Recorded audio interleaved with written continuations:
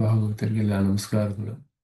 ಶ್ರೀನಿವಾಸೇತಿ ಶ್ರೇಷ್ಠತೆಯ ಪಾತ್ರಂ ಗುಣಾನ್ವಿತಃ ಕೌಶಿಕೋನಂತರಂಗಾರ್ಯಶ್ಚಿರಂ ವಿಜೇತಾಂ ಭುವಿ ನ್ಯಸ್ತಾತ್ಮೀಯಭರಂ ವರಪ್ರದಗುರೌ ವೈರಾಗ್ಯಭಾಗ್ಯೋ ರಥೋ ವೇದಾಂತಾಮೃತಸಾರವಂತಮನಘಾತ್ ಶ್ರೀನಿವಾಸಾತ್ ಗುರೋಃ ಶ್ರೀಶೈಲಾನ್ವಯಕೌಸ್ತುಭಸ್थितनयं ಶ್ರೇಯೋನಿಧे ಶ್ರೀನಿಧೇಃ ವಂದೇ ಸಾಧುಕಟಾಕ್ಷकेळिनिलयं श्रीकृष्णसत्तेशिकं श्रीवासरङ्गपरकालमुनित्रयाप्तलक्ष्मात्मरक्षणे चित्वैवागमान्तम् आचार्यभक्तिपरिपूतमनर्घशीलं गोपालदेशिकमुनिं गुरुमाश्रयामः। नारायणाख्येतिराजपदाब्जभृङ्गः श्रीवासयोगिगुरुणार्पितभारमीशे भक्त्यादिपूर्णवरदारिकृपात्तचिह्नं श्रीनिवासमुनिवर्यमहं प्रपद्ये। श्रीनारायणयोगीन्द्रवरदारिकृपाश्रयं रङ्गेशपादविनुतं श्रीनिवासमुनिं भजे। श्रीमान् वेङ्कटनाथार्य कवितार्किककेसरी वेदान्ताचार्यवर्यो मे सन्निधत्तां सदा हृदि यो नित्यमच्युतपदाम्बुजयुग्मरुक्मं व्यामोहतस्तरितराणि तृणाय मेने अस्मद्गुरोर्भगवतोऽस्य दैकसिन्धो रामानुजस्य चरणौ शरणं प्रपद्ये। यतीन्द्रकृतभाष्यार्थाय व्याख्यानेन दर्शिताः वरं सुदर्शनार्यं तं वन्दे कूरकुलाधिपं वरदं दुरदाद्रीशं कमलायादयितं दयानिधिं सकलार्थिजनार्थितप्रदं प्रणमामि प्रणतार्तिहारिणं कृत्वानवद्यं निगमान्तभाष्यं निराकृतं येन भयं श्रुतीनां प्रतारितानाम् अबहुश्रुतैः तं रामानुजं योगिनमाश्रयामः। श्रीभाष्यकृदुपन्यस्तो श्रीशैलपतेः पुरः वेदार्थसङ्ग्रहस्यास्य कुर्मः तात्पर्यदीपिकाम्। ॐ जन्नो मित्रश्यं वरुणः जन्नो भवत्वर्यमा जन्न इन्द्रो बृहस्पतिः शन्नो विष्णुरुक्रमः नमो ब्रह्मणे नमस्ते वायु त्वमेव प्रत्यक्षं ब्रह्मासि त्वामेव प्रत्यक्षं ब्रह्म वदिष्यामि ऋतं वदिष्यामि सत्यं वदिष्यामि तन्मामवतु तद्भक्तारमवतु अवतु माम् अवतु वक्तारम्। ॐ शान्ति शान्ति शान्तिः। अशेषचिरचिद्वस्तुशेषिणे शेषशायिने निर्मलानन्दकल्याणनिधये विष्णवे नमः।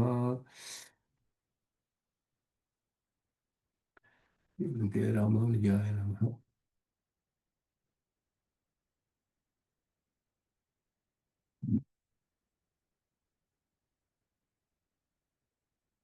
ವೇದಾರ್ಥ ಸಂಗ್ರಹದಲ್ಲಿ ನಾರಾಯಣ ಪರತ್ವವನ್ನು ಸ್ಥಾಪನೆ ಮಾಡ್ತಾ ಇರುವಂತಹ ಭಾಗದಲ್ಲಿ ಅನೇಕ ಉಪನಿಷತ್ತುಗಳ ವಾಕ್ಯಗಳ ಅರ್ಥಗಳನ್ನು ಇಲ್ಲಿ ಹೇಳ್ತಾರೆ, ಭಾಷೆಕಾರರು ವ್ಯಾಖ್ಯಾನ ಮಾಡ್ತಾ ಇದ್ದಾರೆ. ಇದರಲ್ಲಿ ವಿಶೇಷವಾಗಿ ಕಡೆಯಲ್ಲಿ ಈಗ ಶಿವಶಬ್ದದಲ್ಲಿ ಪ್ರಯೋಗವಿರುವಂತಹ ವಾಕ್ಯಗಳು, ಅದಕ್ಕೆ ಅನೇಕ ಬೇರೆ ಅರ್ಥಗಳು ಪ್ರಸಿದ್ಧವಾಗಿದೆ. ಶಿವಶಬ್ದಕ್ಕೆ ಮೊದಲಾದದನ್ನು ಹೇಳಿ ಅದಕ್ಕೆ ಪ್ರಮಾಣಗಳನ್ನೆಲ್ಲ ತೋರಿಸಿ ಅದರಿಂದ ಅದು ನಾರಾಯಣನೇ ಪರತತ್ವ ಅನ್ನೋದನ್ನು ತಳ್ಳಿ ಹಾಕುವುದಕ್ಕೆ ಸಮರ್ಥವಾಗಿಲ್ಲ ಅನ್ನೋದನ್ನು ಸ್ಥಾಪನೆ ಮಾಡಿದ್ರು. ಅದಾದ ಮೇಲೆ ಆ ನಾರಾಯಣ ಅನುವಾಕದ ವಿಷಯ, ಅದುವೇ ಕೆಲವು ವಾಕ್ಯಗಳನ್ನು ಇಲ್ಲಿ ವಿಶೇಷವಾಗಿ ಮತ್ತೆ ವ್ಯಾಖ್ಯಾನ ಮಾಡ್ತಾರೆ ಭಾಷ್ಯಕಾರರು.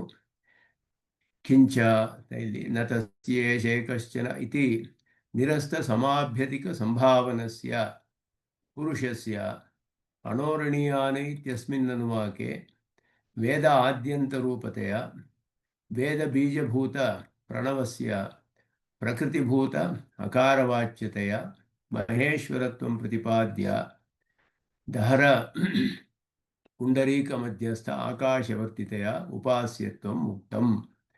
ಇದು ಮಹಾನಾರಾಯಣ ಉಪನಿಷತ್ತಿನ ವೇದ ಮಂತ್ರಗಳು.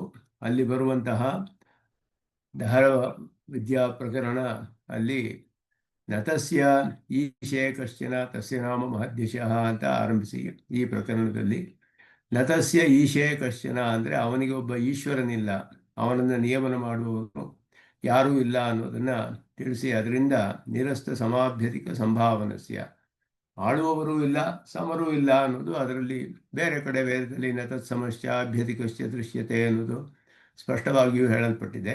ಇದರಲ್ಲಿಯೂ ಅದು ಅರ್ಥಸಿದ್ಧವಾಗುತ್ತೆ. ಅದರಿಂದ ಅಣೋರಣೀಯಾನ್ ಇತ್ಯಸ್ಮಿನ್ ಅನ್ನುವಾಕೆ ಮಹತೋ ಮಹೀಯಾನ್ ಅಂತ ಮೊದಲಾದ್ದು ಹೇಳಿ, ಅದಾದ ಮೇಲೆ ವೇದ ಆದ್ಯಂತ ರೂಪತೆಯ ಆ ಅನುವಾಕದಲ್ಲಿ ಬರುವಾಗ ಅದು ವೇದಾದ್ಯಂತ ರೂಪ ಅಂದರೆ ಯದ್ವೇದಾದೌ ಸ್ವರ ಪ್ರೋಕ್ತ ವೇದಾಂತೆ ಚ ಪ್ರತಿಷ್ಠಿತ ತಸ್ಯ ಪ್ರಕೃತಿಲೀನಸ್ಯ ಪರಸ್ಸ ಮಹೇಶ್ವರ ಅನ್ನುವ ಮಂತ್ರದಲ್ಲಿ ಆ ಮಹೇಶ್ವರ ಶಬ್ದದ ವಿಷಯವನ್ನು ಈಶ್ವರನ ಪರವಾಗಿ ಯಾಕೆ ಮಾಡಬಾರದು ಅಂತ ಒಂದು ಸಂದೇಹ, ಅದನ್ನು ಇಲ್ಲಿ ಪರಿಹಾರ ಮಾಡ್ತಾರೆ. ಅದರಲ್ಲಿ ಯದ್ವೇದಾದೌ ಸ್ವರಪ್ರೋಕ್ತ, ವೇದ ಆದಿಯಲ್ಲಿ ಹೇಳುವಂತಹದ್ದು, ವೇದಾಂತೇಚ ಪ್ರತಿಷ್ಠಿತ, ಅಲ್ಲಿ ವೇದ ಆದ್ಯಂತ ರೂಪತೆಯ ಅಂತ ಹೇಳಿದ್ರು. ಆದಿ ಅಂತ ಎರಡು ಕೂಡ ಹೇಳ್ಬೋದು. ಯಾಕೆ ಅಂದರೆ ಅದು ವೇದಕ್ಕೆಲ್ಲ ಪ್ರಕೃತಿ ಅಂತ ಹೇಳಲ್ಪಟ್ಟಿದೆ, ಆದ್ದರಿಂದ ಎಲ್ಲವೂ ಅದರಲ್ಲಿ ಲೀನವಾಗುತ್ತೆ ಅನ್ನೋದು ಕೂಡ ಅರ್ಥ ಹೇಳಲ್ಪಟ್ಟಿದೆ. ಆ ರೀತಿಯಲ್ಲಿ ಅದಕ್ಕೆ ವೇದಾದ್ಯಂತ ರೂಪತೆಯ ವೇದ ಬೀಜಭೂತ ಪ್ರಣವಸ್ಯ, ಪ್ರಣವು ವೇದಕ್ಕೆ ಬೀಜಭೂತವಾಗಿದೆ ಅನ್ನೋದು ಅನೇಕ ಪ್ರಮಾಣಗಳಲ್ಲಿ ಆ ರೀತಿ ಹೇಳಲ್ಪಟ್ಟಿದೆ. ಪ್ರಣವದಿಂದಲೇ ಎಲ್ಲ ವಾಕ್ ಕೂಡ ಉಂಟಾಯಿತು. ಪ್ರಣವದಲ್ಲಿ ಅಕಾರ ಉಕಾರ ಮಕಾರಗಳಲ್ಲಿ ಅಕಾರದಿಂದ ಋಗ್ವೇದ ಮತ್ತು ಉಕಾರದಿಂದ ಯಜುರ್ವೇದ ಮೊದಲಾದ ಸೃಷ್ಟಿ, ಇದೆಲ್ಲ ಕೂಡ ವೇದಗಳಲ್ಲಿಯೇ ಉಪನಿಷತ್ತುಗಳಲ್ಲಿ ಅನೇಕ ಪ್ರಮಾಣಗಳಲ್ಲಿ ಹೇಳಲ್ಪಟ್ಟಿದೆ. ಆದ್ದರಿಂದ ಪ್ರಣವವು ವೇದಕ್ಕೆ ಬೀಜಭೂತವಾದದ್ದು ಅನ್ನೋದು ಹೇಳಲ್ಪಟ್ಟಿದೆ. ಅದಕ್ಕೆ ಪ್ರಕೃತಿಯಾದಂತಹ ಅಕಾರ, ಪ್ರಣವಕ್ಕಿಯೂ ಪ್ರಕೃತಿ ಅದಕ್ಕೆ ಕಾರಣವಾದದ್ದು ಅಕಾರ, ಮೊದಲಿನ ಅಕ್ಷರ ಪ್ರಣವದಲ್ಲಿ ಅಕಾರ ಉಕಾರ ಮಕಾರಗಳಲ್ಲಿ. ಆದ್ದರಿಂದ ಅಕಾರದಿಂದಲೇ ಮಿಕ್ಕಿದ್ದು ಉಂಟಾಗಿ ಅದರಿಂದ ವೇದಗಳು ಬಂತು ಅನ್ನೋದು ಈ ರೀತಿ ಹೇಳಲ್ಪಟ್ಟಿದೆ. ಆದ್ದರಿಂದ ಆ ಅಕಾರ ವಾಚ್ಯನಾದವನು ಮಹೇಶ್ವರನು ಅಂತ ಈ ಮಂತ್ರದಲ್ಲಿ ಹೇಳಲ್ಪಟ್ಟಿದೆ. ಮಂತ್ರದಲ್ಲಿ ಹೇಳಿರುವಾಗ ಯದ್ವೇದಾದೌ ಸ್ವರ ಪ್ರೋಕ್ತೋ ವೇದಾಂತೇಚ ಪ್ರತಿಷ್ಠಿತ ತಸ್ಯ ಪ್ರಕೃತಿಲೀನಸ್ಯ ಯಹ ಪರಃ, ಆ ಪ್ರಕೃತಿಯಲ್ಲಿ ಇರುವಂತಹ ಅಕಾರವಾಚ್ಯ ಅಕಾರ, ಸಹ ಮಹೇಶ್ವರ, ಯಪ್ಪರ ಶಬ್ದ ಸ ಶಬ್ದಾರ್ಥ ಅನ್ನೋದು ಸ್ಪಷ್ಟವಾಗಿ ತಿಳಿದು ಬರುತ್ತೆ. ಪರಹ ಅನ್ನೋದು ಪ್ರಯೋಗದಲ್ಲಿಯೂ ಕೂಡ ಇದು ಶಿವಪರವಾದ ವಾಕ್ಯ ಅಂತ ಹೇಳಿದ್ರೆ ಪರ ಶಬ್ದಕ್ಕೆ ಶಿವವಾಚ್ಯವಾದದ್ದು ಅನ್ನೋದು ತಿಳಿಯುತ್ತೆ. ನಾರಾಯಣ ಪರವಾದದ್ದು ಅಂತ ಹೇಳಿದ್ರೆ ಈ ಪರಶಬ್ದಕ್ಕೆ ಶಬ್ದಾರ್ಥ ಅನ್ನುವ ಅರ್ಥ ಬರುತ್ತೆ. ಆದ್ದರಿಂದ ಪರಹ ಸ ಮಹೇಶ್ವರ ಅನ್ನುವಾಗ ಅಕಾರ ವಾಚ್ಯನಾದವನು ಮಹೇಶ್ವರ ಅನ್ನುವ ಅರ್ಥ ಅಲ್ಲಿ ಆ ರೀತಿ ಅರ್ಥ ಮಾಡಬೇಕು. ಆದ್ದರಿಂದ ಅಕಾರಕ್ಕೆ ವಾಚ್ಯನಾದವನು ಮಹೇಶ್ವರನಾದವನು, ಮಹೇಶ್ವರ ಅಂತ ಹೇಳಲ್ಪಟ್ಟವನು. ಆ ಮಹೇಶ್ವರ ಯಾರು ಅಂದರೆ ನತಸ್ಯ ಈಶೇ ಕಶ್ಚನ ಅಂತ ಆರಂಭಿಸಲ್ಪಟ್ಟ ಈ ನಾರಾಯಣನ ವಾಕ್ಯದಲ್ಲಿ ಹೇಳಲ್ಪಟ್ಟ ನಾರಾಯಣನೇ ಅನ್ನೋದು ಸ್ಪಷ್ಟವಾಗಿ ಇಲ್ಲಿ ತಿಳಿಯುತ್ತೆ. ಆದ್ದರಿಂದ ಅದರಿಂದ ಆ ಮಹೇಶ್ವರನೇ ಇಲ್ಲಿ ಹೇಳಲ್ಪಟ್ಟವನೇ ದಹರ ಪುಂಡರೀಕ ಮಧ್ಯಸ್ಥ ಆಕಾಶವರ್ತಿತೆಯ ಉಪಾಸ್ಯತ್ವಂ ದಹರಂ ವಿಪಾಪಂ ಅಂತ ಹೇಳಿಬಿಟ್ಟು ಮುಂದೆ ಮಂತ್ರಗಳು ಬರುತ್ತೆ. ವಿಪರಸ ಮಹೇಶ್ವರ ದ್ವೇದಾದೌ ಸ್ವರ ಪ್ರೋಕ್ತ ಮೊದಲೇ ಹೇಳಿ, ಇದಾದ ಮೇಲೆ ದಹರಮಿ ಪಾಪಂ ಪರವೇಶ್ಮಭೂತಂ ಯತ್ ಪುಂಡರೀಕಂ ಪುರಮಧ್ಯ ಸಂಸ್ಥಂ ತತ್ರಾಪಿ ದಹರಂ ಗಗನಂ ಶೋಕಃ ತಸ್ಮಿನ್ ಯದಂತಹ ತತ್ ಉಪಾಸಿತವ್ಯಂ ಅಂತ ಹೇಳಿ ಪುಂಡರೀಕ ದಹರ ಮಧ್ಯಸ್ಥದಲ್ಲಿರುವ ಒಂದು ಆಕಾಶ, ಪುಂಡರೀಕ ಮಧ್ಯಸ್ಥ ಆಕಾಶ ದಹರ ಅಂತ ಹೇಳಲ್ಪಟ್ಟಿರೋ. ಛಾಂದೋಗ್ಯದಲ್ಲಿಯೂ ಹಾಗೆಯೇ ಪುಂಡರೀಕಂ ವೇಶ್ಮ ಅಂತ ಹೇಳಿ ದಹರಃ ಅಸ್ಮಿನ್ ಅಂತರಾಕಾಶ ಅಂತ ಛಾಂದೋಗ್ಯ ಉಪನಿಷತ್ತಿನಲ್ಲಿ. ಏತದ್ ಬ್ರಹ್ಮಪುರಂ ಅಂತ ಹೇಳಿ ಶರೀರವನ್ನು ಬ್ರಹ್ಮಪುರ ಅಂತ ಹೇಳಿ ಅದರ ಒಳಗಡೆ ಒಂದು ಚಿಕ್ಕ ಒಂದು ಇದಿದೆ, ಕಮಲದಂತೆ ಆಕಾರದ ಒಂದು ಜಾಗವಿದೆ ಅಂತ ಹೇಳಿ ಅದರ ಒಳಗಡೆ ಒಂದು ಆಕಾಶವಿದೆ. ಅದು ಉಪಾಸನೆ, ಅದರ ಒಳಗಡೆ ಏನಿದೆಯೋ ಅದನ್ನು ಉಪಾಸನೆ ಮಾಡು ಅಂತ ಹೇಳಿಬಿಟ್ಟು ಅಥೈರಿದಮಸ್ಮಿನ್ ಬ್ರಹ್ಮಪುರೇ ದಹರಂ ಪುಂಡರೀಕಂ ವೇಶ್ಮ, ದಹರಂ ಪುಂಡರೀಕಂ ವೇಶ್ಮ ದಹರಃ ಅಸ್ಮಿನ್ ಅಂತರಾಕಾಶ ತಸ್ಮಿನ್ ಯದಂತಹ ತದುಪಾಸಿತವ್ಯ. ಅದೇ ಅರ್ಥ ಇಲ್ಲಿಯೂ ಕೂಡ ಇಲ್ಲಿ ಅರ್ಥ ಹೇಳಲ್ಪಟ್ಟಿದೆ. ಅಲ್ಲಿ ದಹರಂ ವಿಪಾಪ್ಮಂ ಪರವೇಶ್ಮಭೂತಂ ಯತ್ ಪುಂಡರೀಕಂ ಪುರಮಧ್ಯ ಸಂಸ್ಥಂ, ಪುಂಡರೀಕಂ ಪುರಮಧ್ಯ ಸಂಸ್ಥಂ ದೇಹದ ಮಧ್ಯದಲ್ಲಿರುವ ಪುಂಡರೀಕ ತಸ್ಮಿನ್ ಯದಂತಹ ತದುಪಾಸಿತವ್ಯ. ಅದು ಅದೇ ಅರ್ಥದಲ್ಲಿ ಇಲ್ಲಿಯೂ ದಹರ ವಿದ್ಯೆಯೇ ಹೇಳಲ್ಪಟ್ಟಿರೋದು. ಆದ್ದರಿಂದ ದಹರ ಪುಂಡರೀಕ ಮಧ್ಯಸ್ಥ ಆಕಾಶವರ್ತಿತೆಯ ಉಪಾಸ್ಯತ್ವ ಮುಕ್ತಂ, ಅದನ್ನು ಉಪಾಸನೆ ಮಾಡಬೇಕು ಅಂತ ಶ್ರುತಿಯಲ್ಲಿ ಹೇಳಿದೆ. ಈ ವಾಕ್ಯಕ್ಕೆ ಅರ್ಥವನ್ನು ಹೇಗೆ ಮಾಡಬೇಕು ಅಂತ ಹೇಳಿದ್ರೆ ಇಲ್ಲಿ ಹೇಳ್ತಾರೆ, ವಿವರಿಸ್ತಾರೆ ಇದನ್ನು. ಸರ್ವಸ್ಯ ವೇದಜಾತಸ್ಯ ಪ್ರಕೃತಿ ಪ್ರಣವ ಉಕ್ತ, ಎಲ್ಲ ವೇದಗಳಿಗೂ ಕೂಡ ಪ್ರಕೃತಿ ಸ್ಥಾನದಲ್ಲಿ ಇರುವುದು ಪ್ರಣವ ಅಂತ ಹೇಳಲ್ಪಟ್ಟಿದೆ. ಪ್ರಣವದಿಂದಲೇ ಉದ್ಭವವಾಯಿತು ಅಂತ. ಆದ್ದರಿಂದ ಪ್ರಣವದಿಂದಲೇ ಎಲ್ಲವೂ ಆರಂಭಿಸುವುದು. ವೇದವೆಲ್ಲ ಪ್ರಣವದಿಂದಲೇ ಆರಂಭಿಸುತ್ತೆ ಯಾವಾಗಲೂ. ಪ್ರಣವಸ್ಯ ಚ ಪ್ರಕೃತಿ ಅಕಾರ, ಅದಕ್ಕೆ ಪ್ರಕೃತಿ ಸ್ಥಾನದಲ್ಲಿರುವುದು ಅಕಾರ ಮೂಲವಾದದ್ದು. ಪ್ರಣವ ವಿಕಾರ ವೇದ, ಪ್ರಣವ ವಿಕಾರವಾದ ವೇದವು ಸ್ವಪ್ರಕೃತಿಭೂತೆ ಪ್ರಣವೇ ಲೀನಃ, ತನ್ನ ಪ್ರಕೃತಿಯಾದ ಪ್ರಣವದಲ್ಲಿ ಲಯವಾಗುತ್ತೆ, ಅದರಲ್ಲಿ ಅಂತಸ್ಥವಾಗಿದೆ ಅಂತ. ಈಗ ಪ್ರಣವಕ್ಕೆ ಅರ್ಥ ಹೇಳುವಾಗಲೂ ಮೂಲ ಮಂತ್ರದಲ್ಲಿ ಸರ್ವಂ ಅಷ್ಟಾಕ್ಷರಾಂತಸ್ಥಂ ಅಂತ ಹೇಳ್ತಾರೆ. ಹೆಚ್ಚೇದಂ ವೇದವಾಂಗ್ಮಯಂ, ಹೆಚ್ಚಾನ್ಯಂ ವೇದವಾಂಗ್ಮಯಂ. ವೇದವಾಂಗ್ಮಯವೆಲ್ಲ ಅಷ್ಟಾಕ್ಷರದಲ್ಲಿ ಅದರಲ್ಲಿ ಅಡಗಿದೆ ಅಂತ ಹೇಳುವಾಗ ಅಷ್ಟಾಕ್ಷರ ಮಂತ್ರದಲ್ಲಿ ಅದರಲ್ಲಿಯೂ ಪ್ರಣವಕ್ಕೆ ವಿಶೇಷವಾದ ಮಹಿಮೆ. ಹಾಗೆ ಇಲ್ಲಿ ಪ್ರಣವದಲ್ಲಿ ಲೀನವಾಗುತ್ತೆ ಅಂತ ಹೇಳಿದ್ರೆ ಪ್ರಣವದಿಂದಲೇ ಎಲ್ಲ ಉತ್ಪತ್ತಿಯಾಗುತ್ತೆ ಅಂತ ಹೇಳಲ್ಪಟ್ಟಿದೆ. ಆದ್ದರಿಂದ ಕಾರ್ಯವು ಕಾರಣದಲ್ಲಿ ಹೋಗಿ ಲಯವಾಗಬೇಕು. ಆದ್ದರಿಂದ ಪ್ರಕೃತಿಭೂತೆ ಪ್ರಣವೇ ಲೀನಃ, ಅದಕ್ಕೆ ಪ್ರಕೃತಿಯಾದ ಪ್ರಣವದಲ್ಲಿ ಹೋಗಿ ಸೇರಿಕೊಳ್ಳುತ್ತೆ ಅಂತ. ಪ್ರಣವೋಪಿ ಅಕಾರ ವಿಕಾರಭೂತಃ, ಪ್ರಣವು ಅಕಾರದಿಂದ ಉಂಟಾಗುತ್ತೆ, ಮೊದಲ ಅಕ್ಷರ ಅಕಾರವೇ. ಸ್ವಪ್ರಕೃತವು ಅಕಾರೇ ಲೀನಃ, ಅದರ ಪ್ರಣವದ ಪ್ರಕೃತಿಯಾದ ಅಕಾರದಲ್ಲಿ ಲಯವಾಗುತ್ತೆ. ತಸ್ಯ ಪ್ರಣವ ಪ್ರಕೃತಿಭೂತಸ್ಯ ಅಕಾರಸ್ಯ, ಪ್ರಣವಕ್ಕೆ ಪ್ರಕೃತಿ ಸ್ಥಾನದಲ್ಲಿರುವ ಪ್ರಕೃತಿಯಾಗಿರುವ ಅಕಾರ, ಪ್ರಕೃತಿ ಅಂದರೆ ಕಾರಣ, ಆ ಅಕಾರದಲ್ಲಿ ಯಃ ಪರಃ, ಅಕಾರಕ್ಕೆ ಯಾರು ಪರನಾದವನು ಅಂತ ಹೇಳಿದ್ರೆ ವಾಚ್ಯ, ಅಕಾರ ಪರನಾದವನು ಅಂತ ಹೇಳಿ. ಅಕಾರ ಪರ ಅಂತ ಹೇಳಿದ್ರೆ ಹಾಗೆ ನಾರಾಯಣ ಪರವಾದ ಅನುವಾಕ, ಶಿವಪರವಾದ ವಾಕ್ಯ, ಹೀಗೆ ಹೇಳುವಾಗೆ ಪರಶಬ್ದಕ್ಕೆ ವಾಚ್ಯ ಅನ್ನುವ ಅರ್ಥವಿದೆ. ಆದ್ದರಿಂದ ಸಯೇವ ಮಹೇಶ್ವರ ಇತಿ, ಮಹೇಶ್ವರನು ಅಂತ ಹೇಳಲ್ಪಟ್ಟಿದೆ.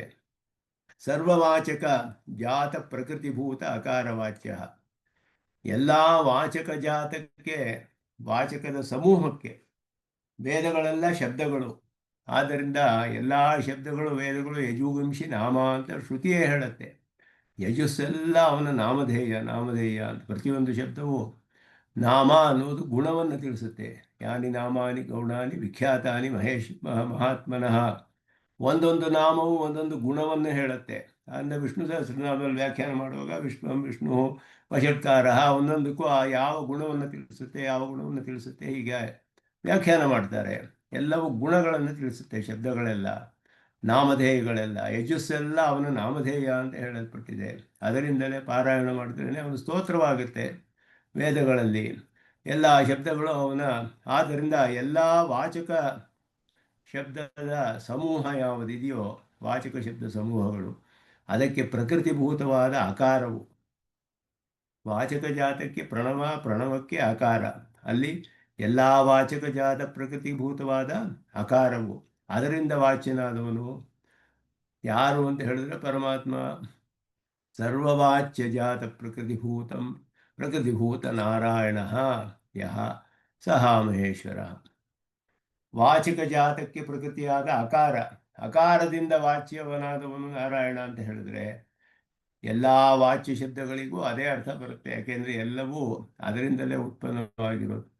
ಅಕಾರ ವಾಚ್ಯನಾದವನು ನಾರಾಯಣ ಅಂದರೆ ಎಲ್ಲದಿಂದಲೂ ವಾಚ್ಯನಾದವನು ಅವನೇ ಅಂತ. ವಾಚ್ಯ ಜಾತ ಪ್ರಕೃತಿಭೂತನಾದವು, ವಾಚ್ಯ ಜಾತಕ್ಕೆಲ್ಲ ಮೂಲ ಆಗ್ತಾನೆ. ಅವಾಗ ಒಂದೊಂದು ಶಬ್ದವು ಒಂದೊಂದು ಅರ್ಥವನ್ನು ತಿಳಿಸುತ್ತೆ, ಒಂದೊಂದು ಪದಾರ್ಥವನ್ನು ತಿಳಿಸಿದ್ರೆ ಅಕಾರವಾಚ್ಯನಾದವನು ನಾರಾಯಣ ಅಂದರೆ ಆ ಶಬ್ದಕ್ಕೆ ಯಾವುದು ಪ್ರಕೃತಿ ಅಂದರೆ ಅಕಾರ.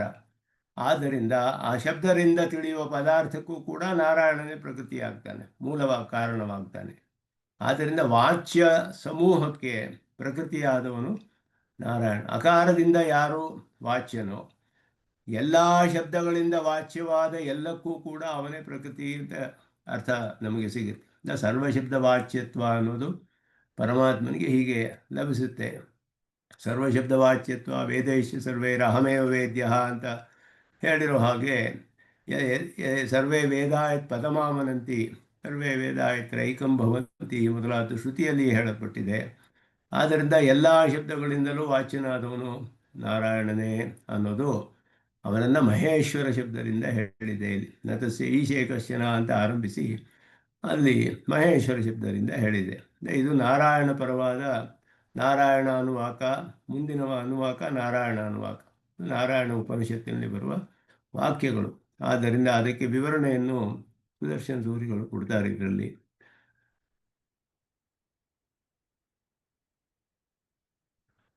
ಯದ್ವೇದಾದೌ ಸ್ವರಃ ಇತ್ಯಾದಿ ವಾಕ್ಯಸ್ಯ ನ ಕೇವಲಂ ಪ್ರಕರಣಾಂತರವಾಕ್ಯೈಃ ನಾರಾಯಣಪರತ್ವ ನಿಶ್ಚಯಃ. ಬೇರೆ ಪ್ರಕರಣಗಳಲ್ಲಿ ಇರುವಂತಹ ವಾಕ್ಯಗಳಿಂದ ನಾರಾಯಣ ಪರತ್ವವನ್ನು ನಿಶ್ಚಯ ಮಾಡಿ, ಈಗ ಯಾವುದು ಅಂದರೆ ತಥೋ ಯದುತ್ತರತರಂ ಮೊದಲಾದ ವಾಕ್ಯಗಳನ್ನೆಲ್ಲ ತೆಗೆದುಕೊಂಡು ವೃಕ್ಷೈವ ಸ್ತಬ್ಧ ದಿವಿತಿಷ್ಠತಿ ಏಕಃ ನಾರಾಯಣ ಮೊದಲಾದದ್ದೆಲ್ಲ ಹೇಳಲ್ಪಟ್ಟಿದೆ. ಎಲ್ಲ ಬೇರೆ ಉಪನಿಷತ್ತುಗಳು, ಬೇರೆ ವಾಕ್ಯಗಳು, ಬೇರೆ ಪ್ರಕರಣಗಳು, ಅದರಲ್ಲಿ ಬರುವ ವಾಕ್ಯಗಳಿಂದೆಲ್ಲ ನಾರಾಯಣ ಪರತ್ವವನ್ನು ನಿಶ್ಚಯ ಮಾಡಿದೆ. ಅದಷ್ಟೇ ಅಲ್ಲ, ತಸ್ಯೈವ ಪರ ಪರ್ಯಾಲೋಚನೆಯಾಚ ನಾರಾಯಣ ಪರತ್ವಂ ಗಮ್ಯತೆ. ಇಲ್ಲಿಯೇ ಪೂರ್ವಾಪರ ಪರ್ಯಾಲೋಚನೆಯಿಂದ ಇಲ್ಲಿಯೂ ನಾರಾಯಣ ಪರತ್ವವು ತಿಳಿದು ಬರುತ್ತೆ.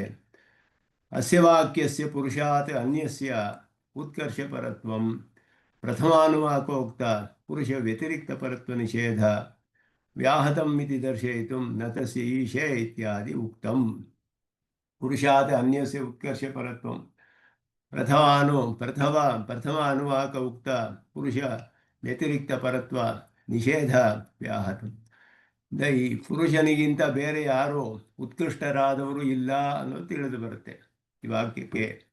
ಯದ್ವೇದಾದವು ಸ್ವರೂಪೋಕ್ತ ಅಂತ ಹೇಳಿರೋದು ಪುರುಷಾತ್ ಅನ್ಯಸ್ಯ ಉತ್ಕರ್ಷ ಪರತ್ವ, ಇನ್ನೊಬ್ಬರು ಉತ್ಕೃಷ್ಟರಾದವರು ಇಲ್ಲ. ತಥೋ ಇದು ಉತ್ತರತರಂ ರೂಪನಾಮಯಂ ಅಂತ ಹೇಳಿರೋದು ಯಸ್ಮಾತ್ ಪರಂ ನಾಪರಮಸ್ತಿ ಕಿಂಚಿತ್ ಯಸ್ಮಾನ್ನಾಣೀಯ ನ ಜಾಯ ಅಸ್ತಿ ಕಶ್ಚಿತ್ ವೃಕ್ಷೈವ ಸ್ತಬ್ಧ ದಿವಿತಿಷ್ಠತಿ ಏಕಃ ಮೊದಲಾದದ್ದು ತೇನೇದಂ ಪೂರ್ಣಂ ಪುರುಷೇಣ ಸರ್ವಂ, ಅದು ಅಲ್ಲಿ ಬರುವಂತಹದ್ದು. ಅದಾದಮೇಲೆ ನ ಕರ್ಮಣ ಪ್ರಜಾ ಧನೇನ ತ್ಯಾಗೇನೈಕೆ ಅಮೃತತ್ವ ಮಾಷ್ಣು ಮೊದಲಾದ್ದು ಹೇಳಿ ಅದು ಕಡೆಯಲ್ಲಿ ಬರುವಂತಹದ್ದು ಯದ್ವೇದಾದವ ಸ್ವರೂಪೋಕ್ತ ವೇದಾಂತೇಚ ಪ್ರತಿಷ್ಠಿತ ಅನ್ನುವಂತಹ ವಾಕ್ಯ. ಆದ್ದರಿಂದ ಇಲ್ಲಿ ಮೊದಲ ಅನುವಾಕದಲ್ಲಿ ಹೇಳಿದ್ದೆ ಅದರಲ್ಲಿ ಪುರುಷನಿಗಿಂತ ಅತಿರಿಕ್ತವಾದ ಒಂದು ಪರತ್ವವನ್ನು ನಿಷೇಧ ಮಾಡಿದೆ. ಆದ್ದರಿಂದ ನತಸ್ಯೇಷೇ ಅನ್ನೋದು ಇಲ್ಲಿ ಯದ್ವೇದಾದವು ಇತ್ಯಸ್ಯ ಅರ್ಥಮಃ. ವೇದಾದ್ಯಂತ ವೇದಸ್ಯ ಪ್ರಣವಃ ಉತ್ಪಾದಕತ್ವಾತ್ ಆದಿಃ ತಲ್ಲಯಸ್ಥಾನತ್ವಾತ್ ಅಂತಶ್ಚ. ಲಯಸ್ಥಾನವೂ ಹೌದು, ಉತ್ಪಾದನೆ ಆಗುವುದರಿಂದಲೇ ಆದಿಯು ಅಂತಾನು ಹೇಳಿದೆ. ವೇದಾದ್ಯಂತ ರೂಪತೆಯ ಆದಿ ಅಂತ ಎರಡೂ ಹೇಳಲ್ಪಟ್ಟಿದೆ. ಪ್ರಕೃತಿ ಸ್ಥಾನವಾದ್ದರಿಂದ ಕಾರ್ಯವು ಕಾರಣದಲ್ಲಿ ಲಯವಾಗಬೇಕು ಅನ್ನುವ ಒಂದು ನ್ಯಾಯದಿಂದ. ಅತಏವ ವೇದ ಬೀಜಭೂತಃ ಪ್ರಣವಃ ತಸ್ಯ ಪ್ರಕೃತಿಲೀನಸ್ಯ ಇತಿ ಪದಂ ವ್ಯಾಚಷ್ಟೆ ಪ್ರಕೃತಿಭೂತ ಅಕಾರವಾಚ್ಯತೆಯ ಇತಿ. ತಸ್ಯ ಪ್ರಕೃತಿಲೀನಸ್ಯ ಪರಸ್ಯ ಮಹೇಶ್ವರಃ ಅಂದರೆ ಪ್ರಕೃತಿಲೀನಸ್ಯ ಅಂದರೆ ಪ್ರಕೃತಿಭೂತ ಅಕಾರ ವಾಚ್ಯತೆಯ ಲೀನಸ್ಯ. ಪ್ರಕೃತಿಲೀನತ್ವಂ ಅಂದರೆ ಏನರ್ಥ? ಪ್ರಕೃತಿಭೂತ ಅಕಾರಾವಸ್ಥತ್ವಂ. ಪ್ರಕೃತಿಲೀನತ್ವಂ ಅಂದರೆ ಅಕಾರದ ಅವಸ್ಥೆಗೆ ಹೋಗೋದು, ಪ್ರಕೃತಿಯಲ್ಲಿ ಲೀನವಾಗೋದು. ಈಗ ಈ ತನ್ಮಾತ್ರೆಗಳು ಅಹಂಕಾರದಲ್ಲಿ ಲೀನವಾಯಿತು ಅಂತ ಹೇಳಿದ್ರೆ ಏನರ್ಥ? ತನ್ಮಾತ್ರೆಗಳು ಅಹಂಕಾರದ ಅವಸ್ಥೆಗೆ ಹೋಗುತ್ತೆ. ಅಹಂಕಾರವು ಮಹತ್ತಿನಲ್ಲಿ ಲೀನವಾಯಿತು ಅಂದರೆ ಅಹಂಕಾರವು ಮಹತ್ತಿನ ಅವಸ್ಥೆಗೆ ಹೋಯಿತು ಅಂತ ಅರ್ಥ. ಹಾಗೆ ಪ್ರಕೃತಿ ಲೀನತ್ವ ಅಂದರೆ ಪ್ರಕೃತಿಯಾದ ಅಕಾರದ ಅವಸ್ಥತ್ವಂ. ಅಕಾರಾವಸ್ಥ ಪ್ರಣವವಾಚ್ಯತ್ವಂ ನಾಮ ಅಕಾರವಾಚ್ಯತ್ವಮೇವ. ಆದ್ದರಿಂದ ಅಕಾರಾವಸ್ಥ ಪ್ರಣವವಾಚ್ಯತ್ವಂ. ಯತ್ ಪರಹ ಅಂತ ಹೇಳಿರೋದು ತಸ್ಯ ಪ್ರಕೃತಿಲೀನಸ್ಯ ಪರಹ ಅಂತ ಹೇಳಿರುವಾಗ ಅಕಾರವಾಚ್ಯತ್ವ, ಅಕಾರ ಅವಸ್ಥೆಯಲ್ಲಿರುವಂತಹ ಈ ಅಕಾರವಾವಸ್ಥೆಯಲ್ಲಿರುವಂತಹ ಅದಕ್ಕೆ ವಾಚ್ಯವಾದದ್ದು ಅಂತ ಅರ್ಥ. ಅಕಾರಾವಸ್ಥ ಪ್ರಣವವಾಚ್ಯತ್ವ, ಅಕಾರಾವಸ್ಥೆಯಲ್ಲಿರುವ ಪ್ರಣವಕ್ಕೆ ವಾಚ್ಯತ್ವ. ಪ್ರಣವವು ಅಕಾರಾವಸ್ಥೆಯಲ್ಲಿದೆ, ಲಯವಾಗಿ ತನ್ನ ಪ್ರಕೃತಿಯಲ್ಲಿ. ಅಕಾರ ಅವಸ್ಥೆಯಲ್ಲಿರುವ ಪ್ರಣವ ಅದರಿಂದ ವಾಚ್ಯನಾದವನು ಯಾವುದು ಅಂದರೆ ಅಕಾರ ವಾಚ್ಯತ್ವವೇ. ಯಾಕೆಂದರೆ ಅಕಾರವೇ ಉಳಿಯೋದು ಅಲ್ಲಿ, ಅದರ ಲಯವಾದ ಮೇಲೆ. ಅಕಾರೇಣ ಉಚ್ಯತೆ ವಿಷ್ಣು ಸರ್ವಲೋಕೇಶ್ವರೋ ಹರಿ. ಇದಕ್ಕೆ ಪ್ರಮಾಣಗಳನ್ನು ಸುದರ್ಶನ ಸೂರಿಗಳು ತಿಳಿಸ್ತಾರೆ ಅಧಿಕವಾಗಿ. ಅಕಾರೇಣ ಉಚ್ಯತೆ ವಿಷ್ಣು ಸರ್ವಲೋಕೇಶ್ವರೋ ಹರಿ ಅಕಾರೋ ವಿಷ್ಣುವಾಚಕಃ ಇತಿ ಶ್ರುತಿ ಸ್ಮೃತಿ ವಚನಾತ್. ಶ್ರುತಿ ಸ್ಮೃತಿ ವಚನಗಳೆಲ್ಲ ಇದನ್ನು ಉದಾಹರಿಸ್ತಾರೆ. ಅಕಾರವಾಚ್ಯಸ್ಯ ನಾರಾಯಣಸ್ಯ ಮಹೇಶ್ವರತ್ವ ಮುಕ್ತಂ.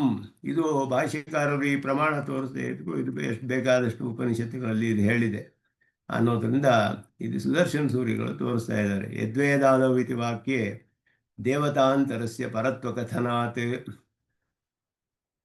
ತದೇವ ದಹರ ಪುಂಡರೀಕಾಂತ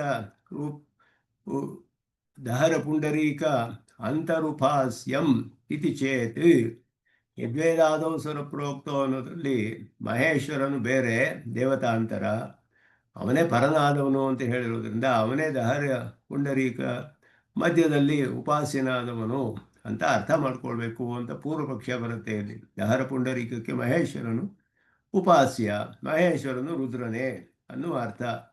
ಅಲ್ಲಿಯೂ ನಾರಾಯಣಸ್ಯೈವ ಮಹೇಶ್ವರತ್ವ ಪ್ರತಿಪಾದನಾತ್ ಸಹೇವ ದಹರ ಪುಂಡರೀಕೇಪಿ ಉಪಾಸ್ಯ ಇತ್ಯರ್ಥ.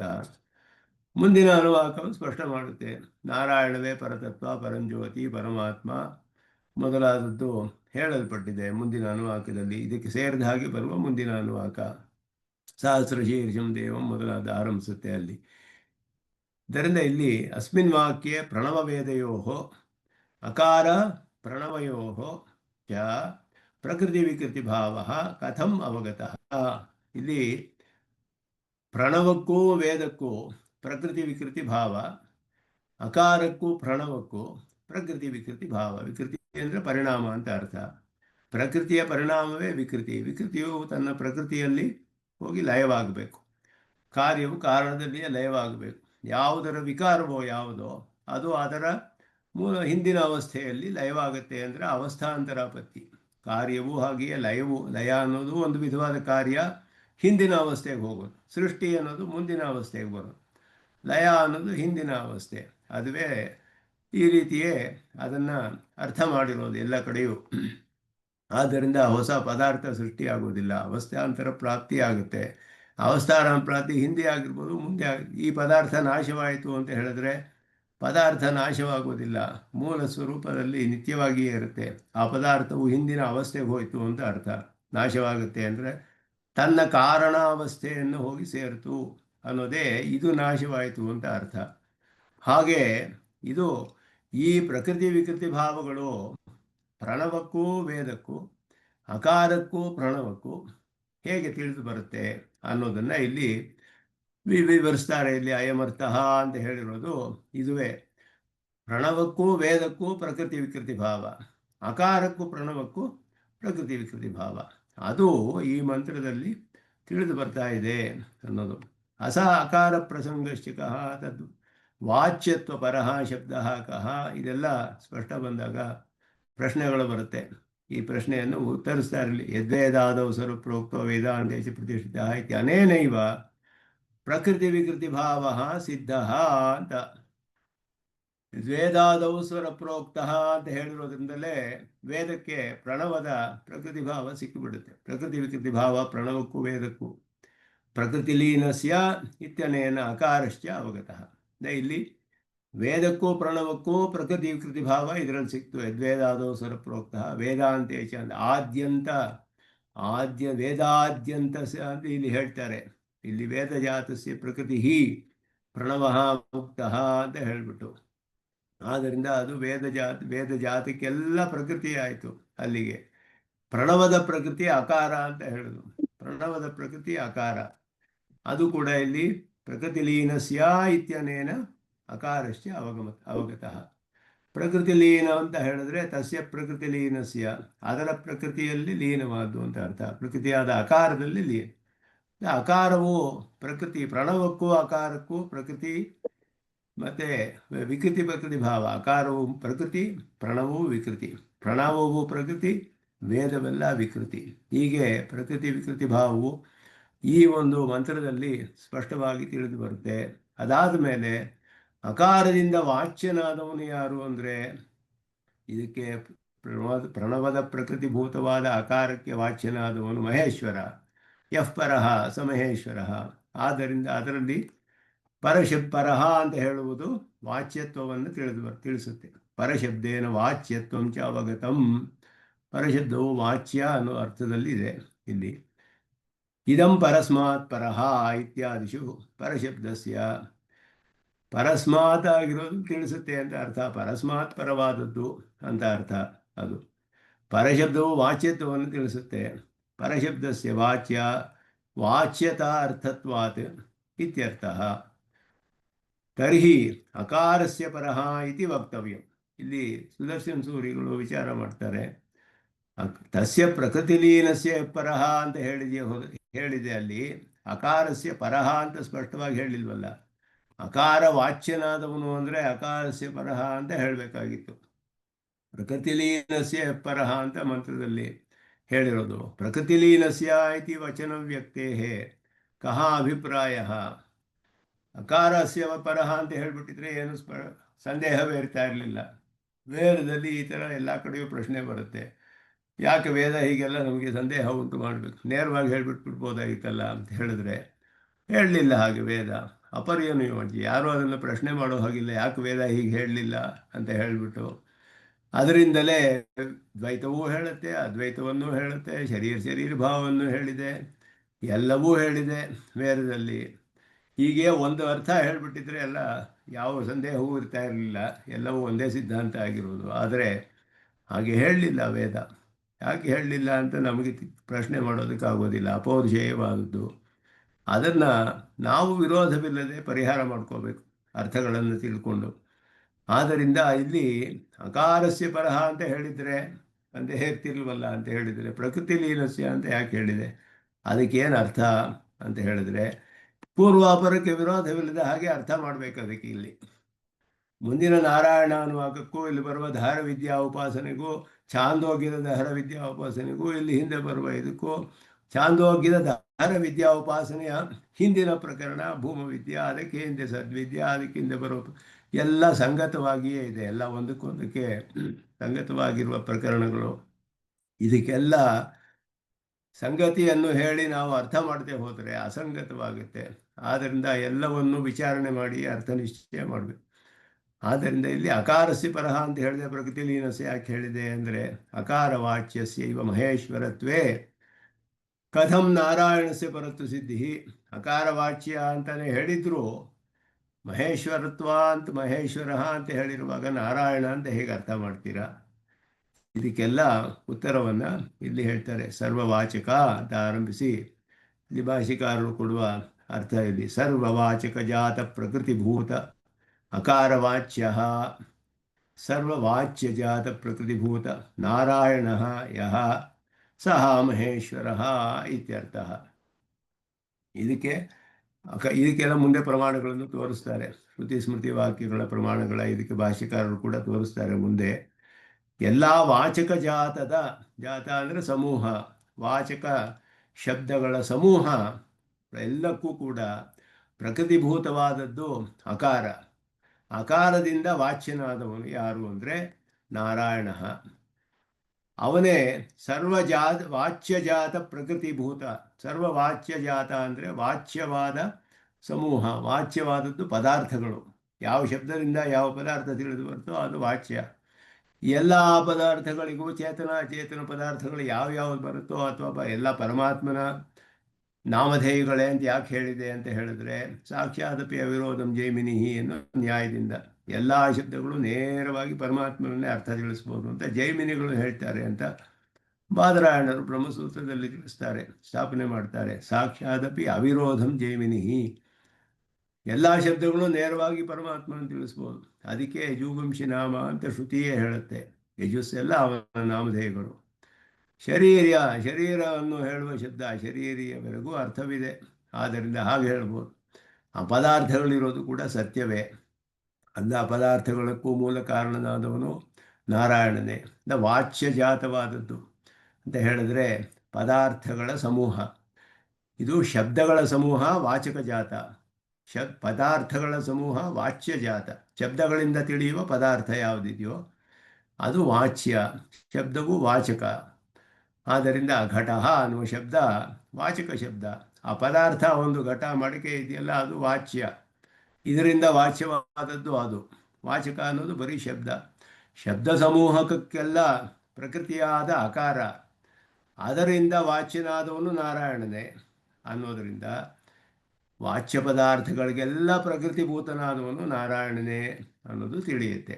ಅದರಿಂದ ಯಃ ಪರಯಃ ಸಹ ಮಹೇಶ್ವರ, ಅವನೇ ಮಹೇಶ್ವರನು ಅಂತ ಇಲ್ಲಿ ಹೇಳಿರೋದು.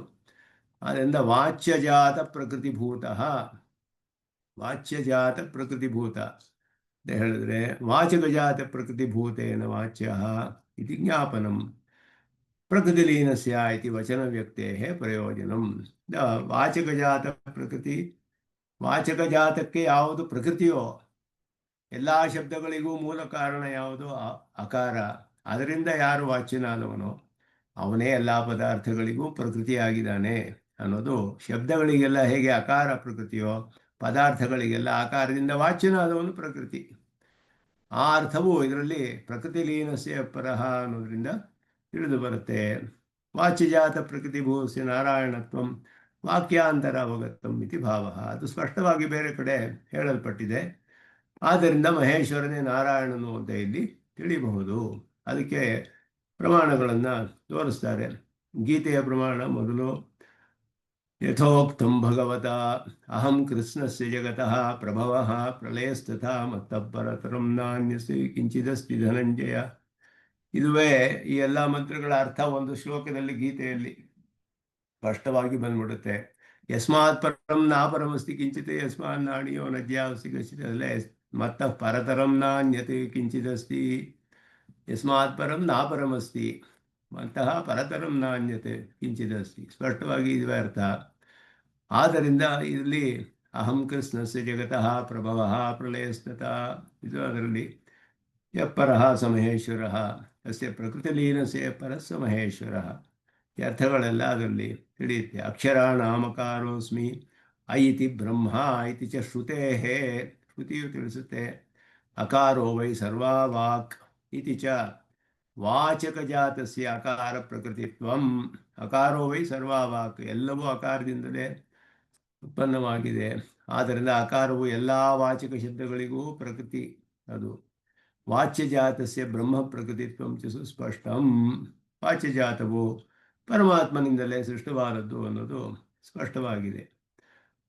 ಭಗವತಃ ವಾಚ್ಯಜಾತ ಪ್ರಕೃತಿತ್ವೇ, ವಾಚ್ಯಜಾತ ಪ್ರಕೃತಿತ್ವೇ ಎಲ್ಲ ವಾಚ್ಯವಾದ ಪದಾರ್ಥಗಳು ಅದಕ್ಕೆ ಕಾರಣವಾಗಿರುವಂಥದ್ದು.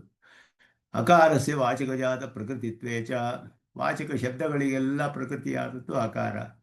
ಇದೆರಡಕ್ಕೂ ಕೂಡ ಕೃಷ್ಣ ಪರಮಾತ್ಮನ ಗೀತೆಯಿಂದ ಪ್ರಮಾಣ. ಅಕ್ಷರಾಣಾಂ ಅಕಾರೋಸ್ಮಿ ವಾಚ್ಯವಾಚಕ ಭಾವ ಸಂಬಂಧಶ್ಚ ಲಬ್ಧಃ. ಅಕಾರವಾಚ್ಯತ್ವೇ ಶ್ರುತಿಮಾಹ ಐತಿ ಬ್ರಹ್ಮ. ಬ್ರಹ್ಮ ಶಬ್ದವೇ ಮುಖ್ಯಾರ್ಥದಲ್ಲಿಯೇ ಪುರುಷೋತ್ತಮನನ್ನೇ ತಿಳಿಸುತ್ತೆ ಅನ್ನೋದು ಇದರಲ್ಲಿ ಮುಂಡಕೋಪನಿಷತ್ತಿನಲ್ಲಿ ಪ್ರಸಿದ್ಧವಾಗಿದೆ. ಪ್ರೋವಾಚತಾಂ ತತ್ವತೋ ಬ್ರಹ್ಮವಿದ್ಯಾಂ ಅಂತ. ಏನಾಕ್ಷರಂ ಪುರುಷಂ ವೇದ ಸತ್ಯಂ ಪ್ರೋವಾಚತಾಂ ತತ್ವತೋ ಬ್ರಹ್ಮವಿದ್ಯಾಂ ಅನ್ನುವ ಮುಂಡಕೋಪನಿಷತ್ತಿನ ಮಂತ್ರ. ಏನಾಕ್ಷರಂ ಪುರುಷಂ ವೇದ ತಾಂ ಬ್ರಹ್ಮವಿದ್ಯಾಂ ಪ್ರೋವಾಚ. ಬ್ರಹ್ಮವಿದ್ಯೆಯಿಂದ ತಿಳಿದ ಪುರುಷನನ್ನು ಅವನು ಉಪದೇಶ ಮಾಡಿದ. ಅಂದರೆ ಬ್ರಹ್ಮನು ಪುರುಷ ಅನ್ನೋದು ಅಲ್ಲಿ ಸ್ಪಷ್ಟವಾಗಿ ಉಪನಿಷತ್ತಿನಲ್ಲಿ ತಿಳಿದು ಬರುತ್ತೆ. ಆದ್ದರಿಂದ ಇದು ಅಕಾರಸ್ಯ ವಾಚಕಜಾತ ಪ್ರಕೃತಿತ್ವೇ ಶ್ರುತಿಮಾಹ ಅಕಾರೋ ವೈ ಸರ್ವವಾಕ್. ವಾಚಕಜಾತಸ್ಯ ಅಕಾರ ಪ್ರಕೃತಿತ್ವಂ ಅನ್ನೋದು ನ್ಯಾಯತೆ. ಬ್ರಹ್ಮಣಃ ವಾಚ್ಯಜಾತ ಪ್ರಕೃತಿತ್ವಂ ಶ್ರುತಿಸಿದ್ಧಮಾಹ ವಾಚ್ಯ. ಅದು ಸ್ಪಷ್ಟವಾಗಿ ಶ್ರುತಿಯಲ್ಲಿ ಪ್ರಕೃತಿ ಎಲ್ಲ ವಾಚ್ಯಜಾತಕ್ಕೆಲ್ಲ ಪ್ರಕೃತಿಯಾದವನು ಬ್ರಹ್ಮ. ಇದು ಬ್ರಹ್ಮವಾಯುಧಮಗ್ರ ಆಸೀತ್ ಮೊದಲಾದ ಮಂತ್ರಗಳು ಇದೆ, ಅದರಲ್ಲಿಯೂ ಕೂಡ ಸ್ಪಷ್ಟವಾಗಿ ತಿಳಿದು ಬರುತ್ತೆ. ಅತಃ ಬ್ರಹ್ಮಣಃ ಅಕಾರವಾಚ್ಯತಾ ಪ್ರತಿಪಾದನಾತ್ ಅಕಾರವಾಚ್ಯಃ ನಾರಾಯಣಃ ಏವ ಮಹೇಶ್ವರಃ ಇತಿ ಸಿದ್ಧಂ. ಬ್ರಹ್ಮನೇ ಅಕಾರವಾಚ್ಯ ಅಂತ ಹೇಳಿರೋದ್ರಿಂದ ಅಕಾರವಾಚ್ಯನಾದ ನಾರಾಯಣನೇ ಮಹೇಶ್ವರನು ಅಂತ ಇಲ್ಲಿ ತಿಳಿದು ಬರುತ್ತೆ. ಬೇರೆ ಪ್ರಮಾಣಗಳಿಂದಲೂ ಕೂಡ ಅಕಾರವಾಚ್ಯತ್ವ ಬ್ರಹ್ಮನಿಗೆ ಹೇಳಲ್ಪಟ್ಟಿತು. ಬ್ರಹ್ಮನು ನಾರಾಯಣನು ಅನ್ನೋದರಿಂದ ಸಾಮಾನ್ಯ ವಿಶೇಷ ನ್ಯಾಯದಿಂದಲೂ ಬ್ರಹ್ಮಶಬ್ದದಿಂದ ಪುರುಷೋತ್ತಮ ಅನ್ನುವ ನೇರವಾದ ಮುಖ್ಯಾರ್ಥದಲ್ಲಿಯೂ, ಸಾಮಾನ್ಯ ವಿಶೇಷ ನ್ಯಾಯದಲ್ಲಿ ಸತ್ ಬ್ರಹ್ಮ ಆತ್ಮ ಆಕಾಶ ಮೊದಲಾದ ಸಾಮಾನ್ಯ ಶಬ್ದಗಳೆಲ್ಲ ನಾರಾಯಣ ಶಬ್ದದಲ್ಲಿ ಪರ್ಯವಸಾನವಾಗುತ್ತೆ ಅಂತ ಕಾರಣವಾಕ್ಯಗಳಿಂದ ತಿರುವ ವಾಕ್ಯಗಳಲ್ಲಿಯೂ, ನಾರಾಯಣ ಅನುವಾಕದಿಂದಲೂ ಎಲ್ಲರಿಂದಲೂ ಕೂಡ ನಾರಾಯಣ ಪರಬ್ರಹ್ಮ ಅಂತ ಅಲ್ಲಿ ಸ್ಪಷ್ಟವಾಗಿ ಹೇಳಿದೆ. ಈ ಎಲ್ಲ ಕಾರಣದಿಂದಲೂ ಪ್ರಮಾಣಗಳಿಂದಲೂ ಬ್ರಹ್ಮನೇ ಅಕಾರವಾಚ್ಯನಾದವನು, ಅವನು ನಾರಾಯಣನೇ ಅಕಾರವಾಚ್ಯನಾದವನು ಅನ್ನೋದು ಸ್ಪಷ್ಟವಾಗಿ ಅವನಿಗೆ ಇಲ್ಲಿ ಮಹೇಶ್ವರತ್ವವು ಹೇಳಿದ್ರಿಂದ ಅವನೇ ಮಹೇಶ್ವರನು. ತಸ್ಯೈವ ಸಹಸ್ರಶೀರ್ಷಂ ದೇವಂ, ಇದು ಮುಂದಿನ ಅನುವಾಕ. ವಿಶ್ವಾಕ್ಷಂ ವಿಶ್ವಶಂಭುವಂ ಅಂತ ಹೇಳಿ ಕೇವಲ ಪರತತ್ವ ವಿಶೇಷ ಪ್ರತಿಪಾದನ ಪರೇಣ ನಾರಾಯಣ ಅನುವಾಕೇನ ಸರ್ವಸ್ಮಾತ್ ಪರತ್ವಂ ಪ್ರಪಂಚಿತಂ. ಈ ನಾರಾಯಣ ಅನುವಾಕಕ್ಕೆ ಬಹಳ ಮುಖ್ಯವಾದ ಸ್ಥಾನ ನಮ್ಮ ಸಿದ್ಧಾಂತದಲ್ಲಿ ಭಾಷ್ಯಕಾರರು ಕೊಟ್ಟಿರೋದು. ಕೇವಲ ಪರತತ್ವ ವಿಶೇಷ ಪ್ರತಿಪಾದನ ಪರವಾದದ್ದು, ಅದುವೇ ಈ ಅನುವಾಕಕ್ಕೆ ಪ್ರಧಾನವಾದ ಒಂದು ಪ್ರಯೋಜನ, ಉದ್ದೇಶ. ಪರತತ್ವದ ಪ್ರತಿಪಾದನೆ, ಪರತತ್ವ ವಿಶೇಷದ ಪ್ರತಿಪಾದನೆ. ನಾರಾಯಣತ್ವವು ಅದನ್ನು ಅನೇಕ ಲಿಂಗಭೂಯಸ್ತ್ವ ತದ್ದಿಬಲೀಯ ಅಂತ ಶ್ರುತಿಯಲ್ಲಿ ಸೂತ್ರದಲ್ಲಿ ಬಾದರಾಯಣರು ಲಿಂಗಭೂಯಸ್ತ್ವಾತ್ ತದ್ದಿಬಲೀಯ ತದಪಿ ಅನ್ನುವ ಸೂತ್ರದಲ್ಲಿ ನಾರಾಯಣ ಪರತ್ವವನ್ನು ಹೇಳುವ ಲಿಂಗಗಳು ಇರುವ ವಾಕ್ಯಗಳು ಅನೇಕವಾಗಿರೋದ್ರಿಂದ ನಾರಾಯಣ ಅನ್ನುವ ವಾಕ್ಯದಲ್ಲಿ ನಾರಾಯಣನೇ ಸರ್ವವಿದ್ಯಾ ಉಪಾಸ್ಯನು ಅಂತ ಸ್ಥಾಪನೆ ಮಾಡ್ತಾರೆ ಬ್ರಹ್ಮಸೂತ್ರದಲ್ಲಿ. ಈ ಪ್ರಕರಣದ ಮುಖ್ಯ ಉದ್ದೇಶವೇ ಕೇವಲ ಪರತತ್ವ ವಿಶೇಷ ಪ್ರತಿಪಾದನ. ಕೇವಲ ಪರತ್ವ ವಿಶೇಷ ಪ್ರತಿಪಾದನೆಯೇ ಮಾಡಿರೋದು, ಇದರಲ್ಲಿ ಏನು ಮಾಡಿಲ್ಲ ಅನ್ನೋದು ಈ ನಾರಾಯಣ ಅನ್ನುವ ವಾಕ್ಯದಲ್ಲಿ. ಸರ್ವಸ್ಮಾತ್ ಪರತ್ವಂ ಪ್ರಪಂಚಿತಂ ಅನೇನ ಅನನ್ಯಪರೇಣ ಪ್ರತಿಪಾದಿತಮೇವ ಪರತತ್ವಂ. ಅನನ್ಯಪರೇಣ ಪ್ರತಿಪಾದಿತಂ, ಅನ್ಯಪರವಾಗಿಲ್ಲ ಇದು. ಅನನ್ಯಪರವಾಗಿದೆ ಅಂದರೆ ನಾರಾಯಣ ಪರವೇ ಆಗಿದೆ ಅಂತ ಅರ್ಥ. ಅನನ್ಯಪರವಾಗಿದೆ ಅಂದರೆ ನ ಅನ್ಯಪರಂ, ಅನನ್ಯಪರಂ, ಬೇರೆ ಯಾರನ್ನು ತಿಳಿಸದೆ ನಾರಾಯಣ ಪರವಾಗಿಯೇ ಇರೋದು ಅನ್ನೋದು. ಅನ್ಯಪರೇಷು ಸರ್ವೇಷು ವಾಕ್ಯೇಷು ಕೇನಾಪಿ ಶಬ್ದೇನ ಪ್ರತೀಯಮಾನಂ ತದೇವ ಇತಿ ಅವಗಮ್ಯತೆ. ಎಲ್ಲ ಬೇರೆ ವಾಕ್ಯಗಳು ಅನ್ಯಪರವಾಗಿರುವ ವಾಕ್ಯಗಳಲ್ಲಿ ಯಾವ ಯಾವ ಶಬ್ದಗಳು ಹೇಳಲ್ಪಟ್ಟಿದೆಯೋ ಎಲ್ಲವೂ ನಾರಾಯಣ ಪರವೇ ಅನ್ನೋದು ತಿಳಿದು ಬರುತ್ತೆ. ನಾರಾಯಣನೇ ಅನನ್ಯಪರವಾದ ಈ ಅನುವಾಕದಲ್ಲಿ ನಾರಾಯಣ ಪರತ್ವವು ಅವನಿಗೆ ಸರ್ವಸ್ಮಾತ್ ಪರತ್ವವು ಸ್ಪಷ್ಟವಾಗಿ ಸಿದ್ಧವಾಗಿರುವುದರಿಂದ ಶ್ರುತಿ ಪ್ರಮಾಣ, ಸೂತ್ರ ಪ್ರಮಾಣ, ಸ್ಮೃತಿ ಪ್ರಮಾಣ ಎಲ್ಲದರಲ್ಲಿಯೂ ತಿಳಿದು ಬರೋದರಿಂದ ಬೇರೆ ಯಾವುದೇ ವಾಕ್ಯಗಳಲ್ಲಿ ಅನ್ಯಪರವಾದ ವಾಕ್ಯಗಳು ಬೇರೆ ಶಬ್ದಗಳಿಂದ, ಯಾವುದೇ ಶಬ್ದದಿಂದ ಕೇನಾಪಿ ಶಬ್ದೇನ ಪ್ರತೀಯಮಾನ, ಯಾವುದೇ ಶಬ್ದ ಹೇಳಿರ್ಬೋದು, ಎಲ್ಲವೂ ನಾರಾಯಣ ಪರವೇ ಅನ್ನೋದು ತಿಳಿಬೇಕು, ಅರ್ಥ ಮಾಡಬೇಕು. ಅದನ್ನು ಶಾಸ್ತ್ರದೃಷ್ಟ್ಯಾತ್ ಉಪದೇಶ ವಾಮದೇವಾದಿವತ್, ಇದು ಉಪಾಸನೆಯನ್ನು ಹೇಳುವ ವಾಕ್ಯಗಳಿಗೆ ಶಾಸ್ತ್ರದೃಷ್ಟ್ಯಾತ್ ಉಪದೇಶ ವಾಮದೇವ ಎರಡು ಸೂತ್ರಗಳು ಪ್ರಧಾನವಾಗಿ ಬರುತ್ತೆ. ಸಾಕ್ಷಾದಪೇ ವಿರೋಧಂ ಜೈಮಿನಿಹಿ ಅನ್ನೋದು ಎಲ್ಲ ಶಬ್ದಗಳಿಗೂ ಮುಖ್ಯಾರ್ಥದಲ್ಲಿ ನೇರವಾಗಿಯೇ ಪರಮಾತ್ಮ ಪರವನ್ನು ಹೇಳ್ಬೋದು ಅನ್ನೋದು ಒಂದು ಅರ್ಥ. ಇನ್ನೊಂದು, ಉಪಾಸ್ಯತ್ವವನ್ನು ಎಲ್ಲೆಲ್ಲಿ ಹೇಳಿದೆಯೋ ಅಲ್ಲೆಲ್ಲ ಕೂಡ ಪರಮಾತ್ಮನೇ ಉಪಾಸ್ಯ, ನಾರಾಯಣನೇ ಉಪಾಸ್ಯ ಅನ್ನೋದು ಶಾಸ್ತ್ರದೃಷ್ಟ್ಯಾತ್ ಉಪದೇಶ ವಾಮದೇವವತಿ, ಎಲ್ಲವೂ ಬ್ರಹ್ಮವೇ ಅಂತ ನೋಡಿದ ವಾಮದೇವರು. ಋಷಿಗಳು ನೋಡಿದ್ರು, ಋಷಿ ತದ್ಧೈಹ ಪಶ್ಯನ್ ತತ್ಹ ಪಶ್ಯನ್ ಋಷಿ ವಾಮದೇವ ಪ್ರತಿಪೇದೆ, ನೋಡಿದ್ರು ಸಾಕ್ಷಾತ್ಕಾರವಾಗಿ, ಸಾಕ್ಷಾತ್ತಾಗಿ ಪಶ್ಯನ್ ಅಂತ ಶ್ರುತಿ ಹೇಳುತ್ತೆ. ತತ್ಹ ತದ್ಧೈಹ ಪಶ್ಯನ್ ಋಷಿ ವಾಮದೇವ ಪ್ರತಿಪೇದೆ. ಅಹಂ ಅನುರಭವಂ ಸೂರ್ಯಶ್ಚಹಂ ಕಕ್ಷೀವಾನ್ ಋಷಿರಶ್ಮಿ ವಿಪ್ರ ಹೇಳ್ತಾನೆ. ನಾನೇ ಮನು, ನಾನೇ ಸೂರ್ಯ, ನಾನೇ ಎಲ್ಲವೂ, ನಾನೇ ಎಲ್ಲವೂ, ಅಹಂ ಬ್ರಹ್ಮಾಸ್ಮಿ ಅಂತಾನೆ ಅವರಿಗೆ ಅನುಭವ. ಇದರಲ್ಲಿ ನಮ್ಮಾಳ್ವಾರು ಮತ್ತು ಪ್ರಹ್ಲಾದರು ಪ್ರಸಿದ್ಧವಾಗಿ ಅಹಂಗ್ರಹೋಪಾಸನೆ ಅಂತ ಅದಕ್ಕೆ ಹೆಸರು. ವಾಮದೇವರು ಅದನ್ನು ಮಾಡಿದ್ದಾರೆ. ಅಹಂಗ್ರಹ ಉಪಾಸನೆ, ಅಹಂ ಶಬ್ದದಿಂದ ಪರಮಾತ್ಮನ ಗ್ರಹಣ, ಪರಮಾತ್ಮನೇ ಅಂತ ಅನುಭವ ಮಾಡಿ ಅನುಭವಿಸಿರುವಂತಹದ್ದು ಪ್ರಹ್ಲಾದನು. ಮತ್ತು ಅಹಂ ಸರ್ವಂ ಅಂತ ಹೇಳುವ ಪ್ರಕರಣದಲ್ಲಿ. ಹಾಗೆಯೇ ನಮ್ಮಾಳ್ವಾರು ಕೂಡ ಅದನ್ನು ವಿಸ್ತಾರವಾಗಿ ಒಂದು ದಶಕದಲ್ಲಿ ಪೂರ್ಣವಾಗಿ ಕಡಜ್ಞಾನಂ ಆವೇನಂ ಯಾನೇನ್ನುಂ ಕಡಜ್ಞಾನಂ ಶೈದೇನಂ ಯಾನೇನ್ನುಂ ಅಂತ ಹೇಳಿ ಎಲ್ಲ ಸೃಷ್ಟಿ ಮಾಡಿದವನು ನಾನೇ, ನಾನೇ ಜಗತ್ತಾದೆ, ನಾನೇ ಜಗತ್ತು ಸೃಷ್ಟಿ ಮಾಡಿದೆ, ಎಲ್ಲವನ್ನು ಆ ರೀತಿ ಅನುಸಂಧಾನ ಮಾಡ್ತಾರೆ ಅವರು ನಮ್ಮಾಳ್ವಾರು ಕೂಡ. ಅದೆಲ್ಲೇ ಎಲ್ಲ ಅಹಂ ಬ್ರಹ್ಮಾಸ್ಮಿ ಅಂತ ಅನುಭವ ಅವರಿಗೆಲ್ಲ. ಆ ರೀತಿ ಈ ಸೂತ್ರದಲ್ಲಿ ಬಾದರಾಯಣರು ಹೇಳುವಾಗ ಇಂದ್ರಪ್ರಾಣಾಧಿಕರಣ ಅಂತ ಅಧಿಕರಣ, ಇಂದ್ರಪ್ರಾಣಾಧಿಕರಣದಲ್ಲಿ ಇಂದ್ರನು ಹೇಳಿದ ಮಾಮುಪಾಸ್ವ ಅಂತ ಹೇಳೋದು. ಇಂದ್ರನನ್ನು ಉಪಾಸನೆ ಮಾಡಿದ್ರೆ ಮೋಕ್ಷ ಬರುತ್ತೆ ಅಂದರೆ ಮನುಷ್ಯಾಯ ಹಿತತಮಂ ಮನ್ಯಸೇ, ನೀನೇ ತ್ವಮೇವ ವೃಣೀಶ್ವ ಅಂತ ಹೇಳಿದ್ರು ಅವನು. ಅದು ಹೇಳುವಾಗ ದೈವೋದಾಸೀಹಿ, ದಿವೋದಾಸನ ಮಗ ಅವನು ಬರ್ತಾನೆ ಇಂದ್ರನಲ್ಲಿ. ಬಂದಾಗ ಅವನನ್ನು ಪೌರುಷೆಯನ್ನು ನೋಡಿ, ಪೌರುಷವನ್ನು ಬಹಳ ಸಂತೋಷ ಆಯಿತು, ನಿನ್ನ ಪೌರುಷ ನೋಡಿ ಒಂದು ವರ ಕೇಳು ಅಂತ ಹೇಳಿದ ಇಂದ್ರ. ಅವನು ಹೇಳ್ತಾನೆ ಮನುಷ್ಯಾಯ ಯಂ ಹಿತತಮಂ ಮನ್ಯಸೇ ತ್ವಮೇವ ವೃಣೀಶ್ವ. ಎಲ್ಲ ಮನುಷ್ಯರಿಗೂ ಹಿತತಮವಾದದ್ದು, ಅತ್ಯಂತ ಹಿತವಾದದ್ದು ಯಾವುದೋ ಅದನ್ನು ನೀನೇ ವರ್ಣ ಮಾಡು, ನೀನೇ ಕೊಡು ಆ ವರವನ್ನು ಅಂತ ಹೇಳ್ದ. ಅವನು ಹೇಳಿದ ಆ ವರ ನಾನು ಕೊಡೋದಿಲ್ಲ, ಕೇಳೋರು.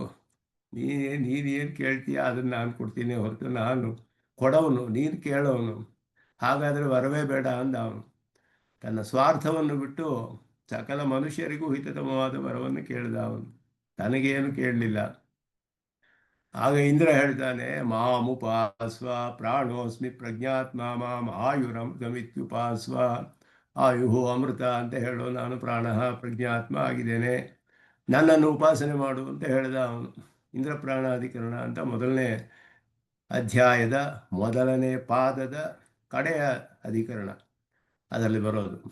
ಅದರಲ್ಲಿ ಇಂದ್ರನನ್ನು ಉಪಾಸನೆ ಮಾಡೋದು ಮನುಷ್ಯರಿಗೆಲ್ಲ ಹೇಗೆ ಹಿತತಮವಾಗುತ್ತೆ ಅನ್ನುವ ಪ್ರಶ್ನೆ ಬರುತ್ತೆ. ಎಲ್ಲ ಮನುಷ್ಯರಿಗೂ ಹಿತತಮವಾದದ್ದು ಇಂದ್ರನ ಉಪಾಸನೆಯೇ. ಜೀವಾತ್ಮನ ಉಪಾಸನೆ ಎಲ್ಲಿಯೂ ಹೇಳಿಲ್ಲ ಹಿತತಮ ಅಂತ ಹೇಳಿಬಿಟ್ಟು. ಪರಮಾತ್ಮನ ಉಪಾಸನೆಯೇ ಮೋಕ್ಷಕ್ಕೆ ಕಾರಣ. ಹಿತತಮ ಅಂದರೆ ಮೋಕ್ಷವೇ ಆಯಿತು.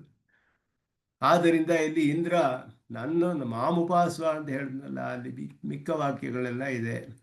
ಅದರಲ್ಲಿ ನೋಡಿ ಪ್ರಾಣೋಸ್ಮಿ ಪ್ರಜ್ಞಾತ್ಮ ಯುಹು ಅಮೃತಂ ಇತ್ಯುಪಾಸ್ವ ಮೊದಲಾದೆಲ್ಲ ಮಿಕ್ಕ ವಾಕ್ಯಗಳನ್ನೆಲ್ಲ ಪ್ರಕರಣವನ್ನೆಲ್ಲ ಪರಿಶೀಲನೆ ಮಾಡಿ ಇಂದ್ರನ ಆತ್ಮನಾದ ಪರಮಾತ್ಮನ ಉಪಾಸನೆ ಹೇಳಲ್ಪಟ್ಟಿದೆ.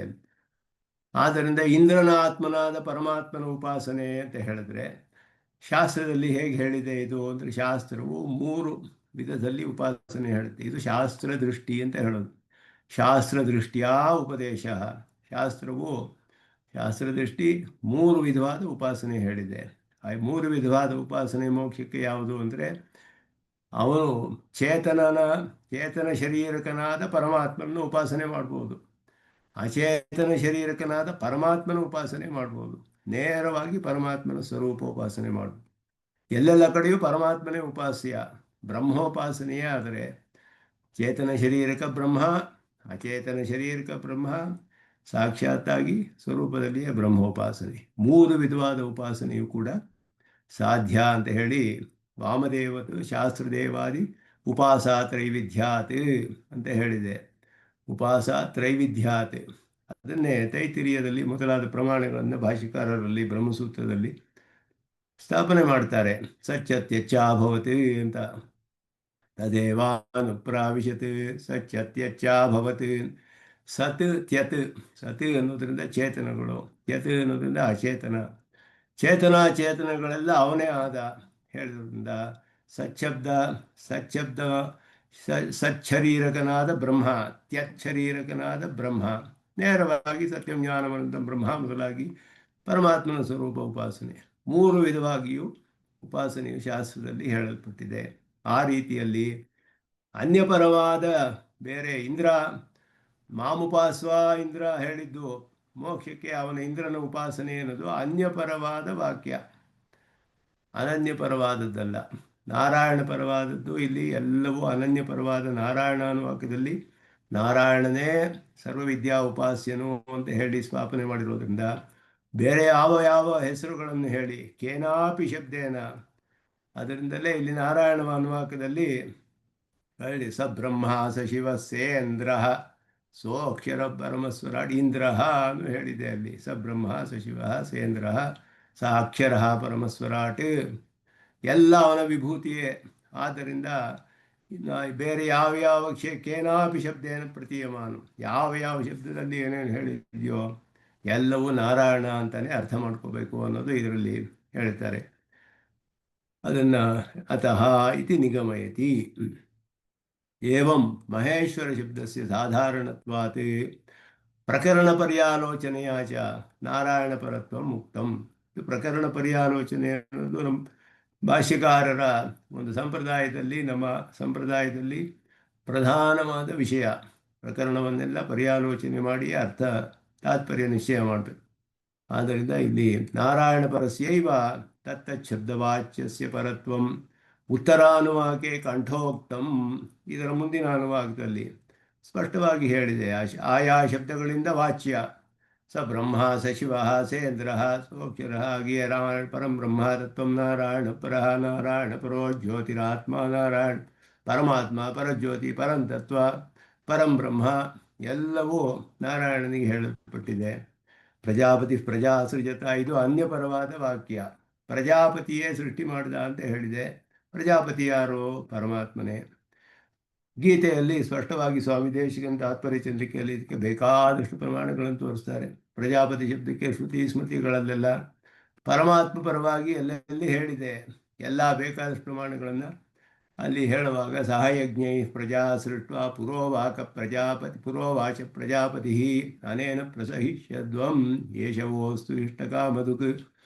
ಈ 3ನೇ ಅಧ್ಯಾಯದ ಈ ಶ್ಲೋಕದಲ್ಲಿ ವ್ಯಾಖ್ಯಾನ ಮಾಡುವಾಗ ಪ್ರಜಾಪತಿ ಶಬ್ದಕ್ಕೆ ಬೇಕಾದಷ್ಟು ಪ್ರಮಾಣಗಳನ್ನು ಪರಮಾತ್ಮ ಪರವಾಗಿ ಸ್ವಾಮಿ ದೇಶಿಕನ್ ತೋಡ್ತಾರೆ, ಸಮರ್ಥನೆ ಮಾಡಿದ್ದಾರೆ. ಅದರಿಂದ ಇದೆಲ್ಲ ಅನ್ಯಪರವಾದದ್ದು. ಪ್ರಜಾಪತಿ ಶಬ್ದವು ನಾರಾಯಣ ಪರವೇ.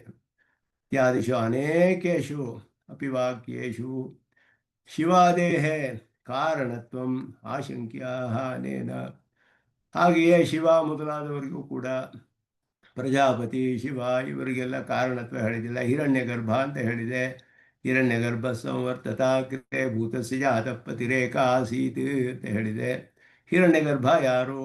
ಹಿರಣ್ಯಗರ್ಭನೋ ಪ್ರಜಾಪತಿಯೋ ಶಿವನೋ ಎಲ್ಲ ನಾರಾಯಣನೇ ಅನ್ನೋದು ಅನನ್ಯಪರವಾದ ನಾರಾಯಣ ವಾಕ್ಯದಲ್ಲಿ ಅನುವಾಕ್ಯದಲ್ಲಿ ಸ್ಥಾಪನೆ ಆದ ಮೇಲೆ ಅನ್ಯಪರವಾದ ಯಾವುದೇ ವಾಕ್ಯಗಳು ಕೇನಾಪಿ ಶಬ್ದೇನ ಯಾವ ಶಬ್ದ ಹೇಳಿದ್ರು ತದೇವ ಇತಿ ಅವಗಮ್ಯತೆ, ನಾರಾಯಣ ಪರವೇ ಅನ್ನೋದು ಸ್ಥಾಪಿತವಾಗುತ್ತೆ. ವಿಶ್ವಾದಿಕೋ ರುದ್ರೋ ಮಹರ್ಷಿ ಇತ್ಯಾದಿ ವಾಕ್ಯಾನಿ ಅಪಿ ಅನ್ಯಪರತ್ವಾತ್ ಅನುಗುಣತ್ವೇನ ವರ್ಣನೀಯಾನಿ ಇತಿ ಅರ್ಥಃ. ಕೇನಾಪಿ ಶಬ್ದೇನ ಪ್ರತೀಯಮಾನಂ ತದೇವಾಸ್ತು ತತಃ ಕಿಂ. ಅದರಿಂದ ನಮಗೇನು ಪ್ರಯೋಜನ ಈಗ ಮುಂದೆ ಅಂತ ಹೇಳಿದ್ರೆ ತದೇ ತತ್ ಪರಬ್ರಹ್ಮ. ಇಲ್ಲಿ ಹೇಳ್ತಾರೆ ಪರಬ್ರಹ್ಮ, ಇವಾಗ ಹೇಳ್ತಾರೆ ಕ್ವಚಿತ್ ಬ್ರಹ್ಮ ಶಿವಾದಿ ಶಬ್ದ ಅವಗತಂ ಇತಿ ಕೇವಲ ಬ್ರಹ್ಮ ಶಿವಯೋಃ ನ ಪರತ್ವ ಪ್ರಸಂಗ. ಕೆಲವು ಪ್ರಕರಣಗಳಲ್ಲಿ ಕೆಲವು ವಾಕ್ಯಗಳಲ್ಲಿ ಬ್ರಹ್ಮ ಶಿವ ಮೊದಲಾದ ಶಬ್ದಗಳಿಂದ ಪರಂಬ್ರಹ್ಮವೂ ಹೇಳಲ್ಪಟ್ಟಿದೆ. ಪರಂಬ್ರಹ್ಮವೂ ಹೇಳಲ್ಪಟ್ಟಿದೆ. ಬ್ರಹ್ಮ ಅಂದರೆ ಪರಬ್ರಹ್ಮ ಆಗೋದಿಲ್ಲ, ಶಿವ ಅಂದರೆ ಪರಬ್ರಹ್ಮ ಆಗೋದಿಲ್ಲ. ಕೇವಲ ಬ್ರಹ್ಮ ಶಿವಯೋಃ ನ ಪರತ್ವ ಪ್ರಸಂಗ ಬರೋದಿಲ್ಲ.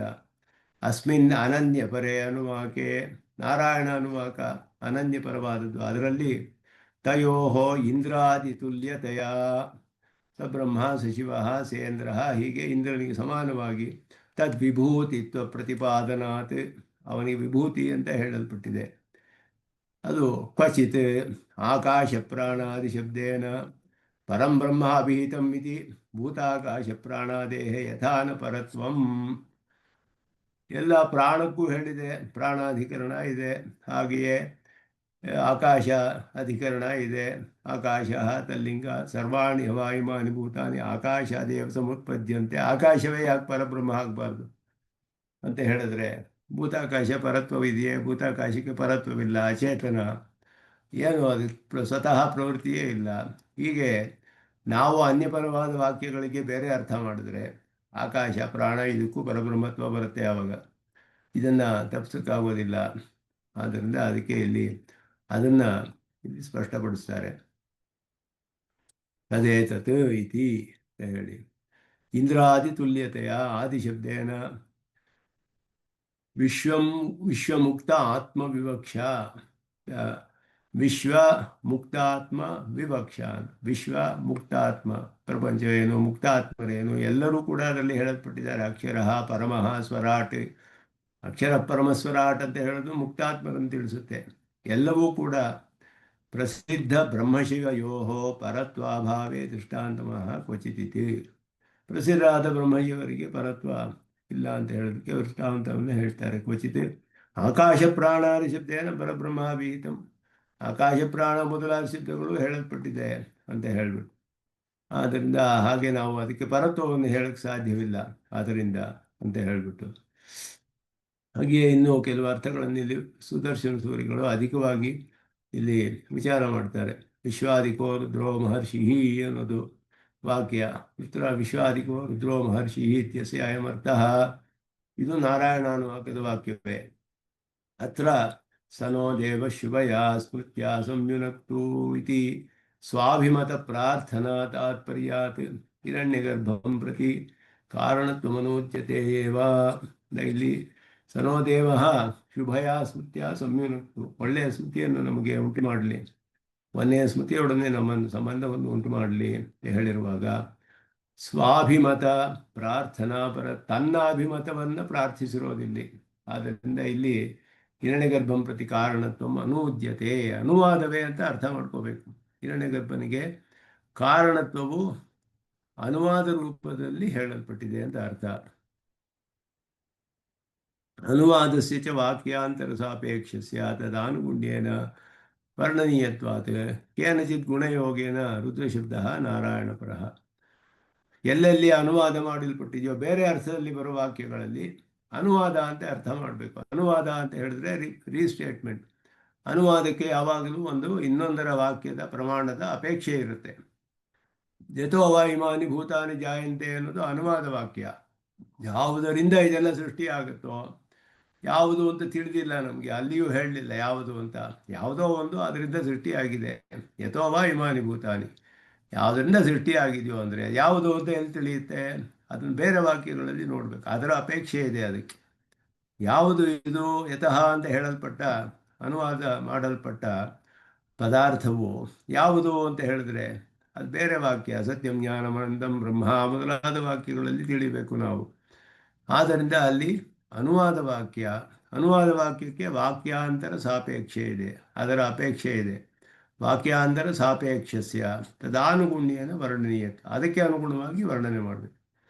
ಆದ್ದರಿಂದ ಇಲ್ಲಿ ಯಾವುದೋ ಒಂದು ಗುಣದ ಸಂಬಂಧದಿಂದ ರುದ್ರ ಶಬ್ದವು ನಾರಾಯಣ ಪರವಾಗಿದೆ ಅಂತ ಅರ್ಥ ಮಾಡಬೇಕು. ಅದರಿಂದ ರುದ್ರಾವಯತಿ, ನಮ್ಮದು ರೋಗಗಳನ್ನೆಲ್ಲ ನಾಶಪಡಿಸ್ತಾನೆ, ಸಂಸಾರ ಅನ್ನುವ ರೋಗವನ್ನೇ ನಾಶಪಡಿಸ್ತಾನೆ.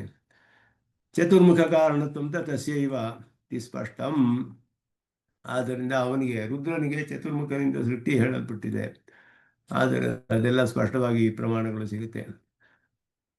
ಪಶ್ಯತ ಅಪಶ್ಯತೆ ತಸ್ಮಾತ್ ಜಾಯಮಾನಂ ಇತಿ ಅಧ್ಯಾಹಾರ. ಮುಂದಿನ ವಾಕ್ಯವನ್ನು ಆಗಲೇ ಇಲ್ಲಿ ಹೇಳ್ತಿದ್ದಾರೆ.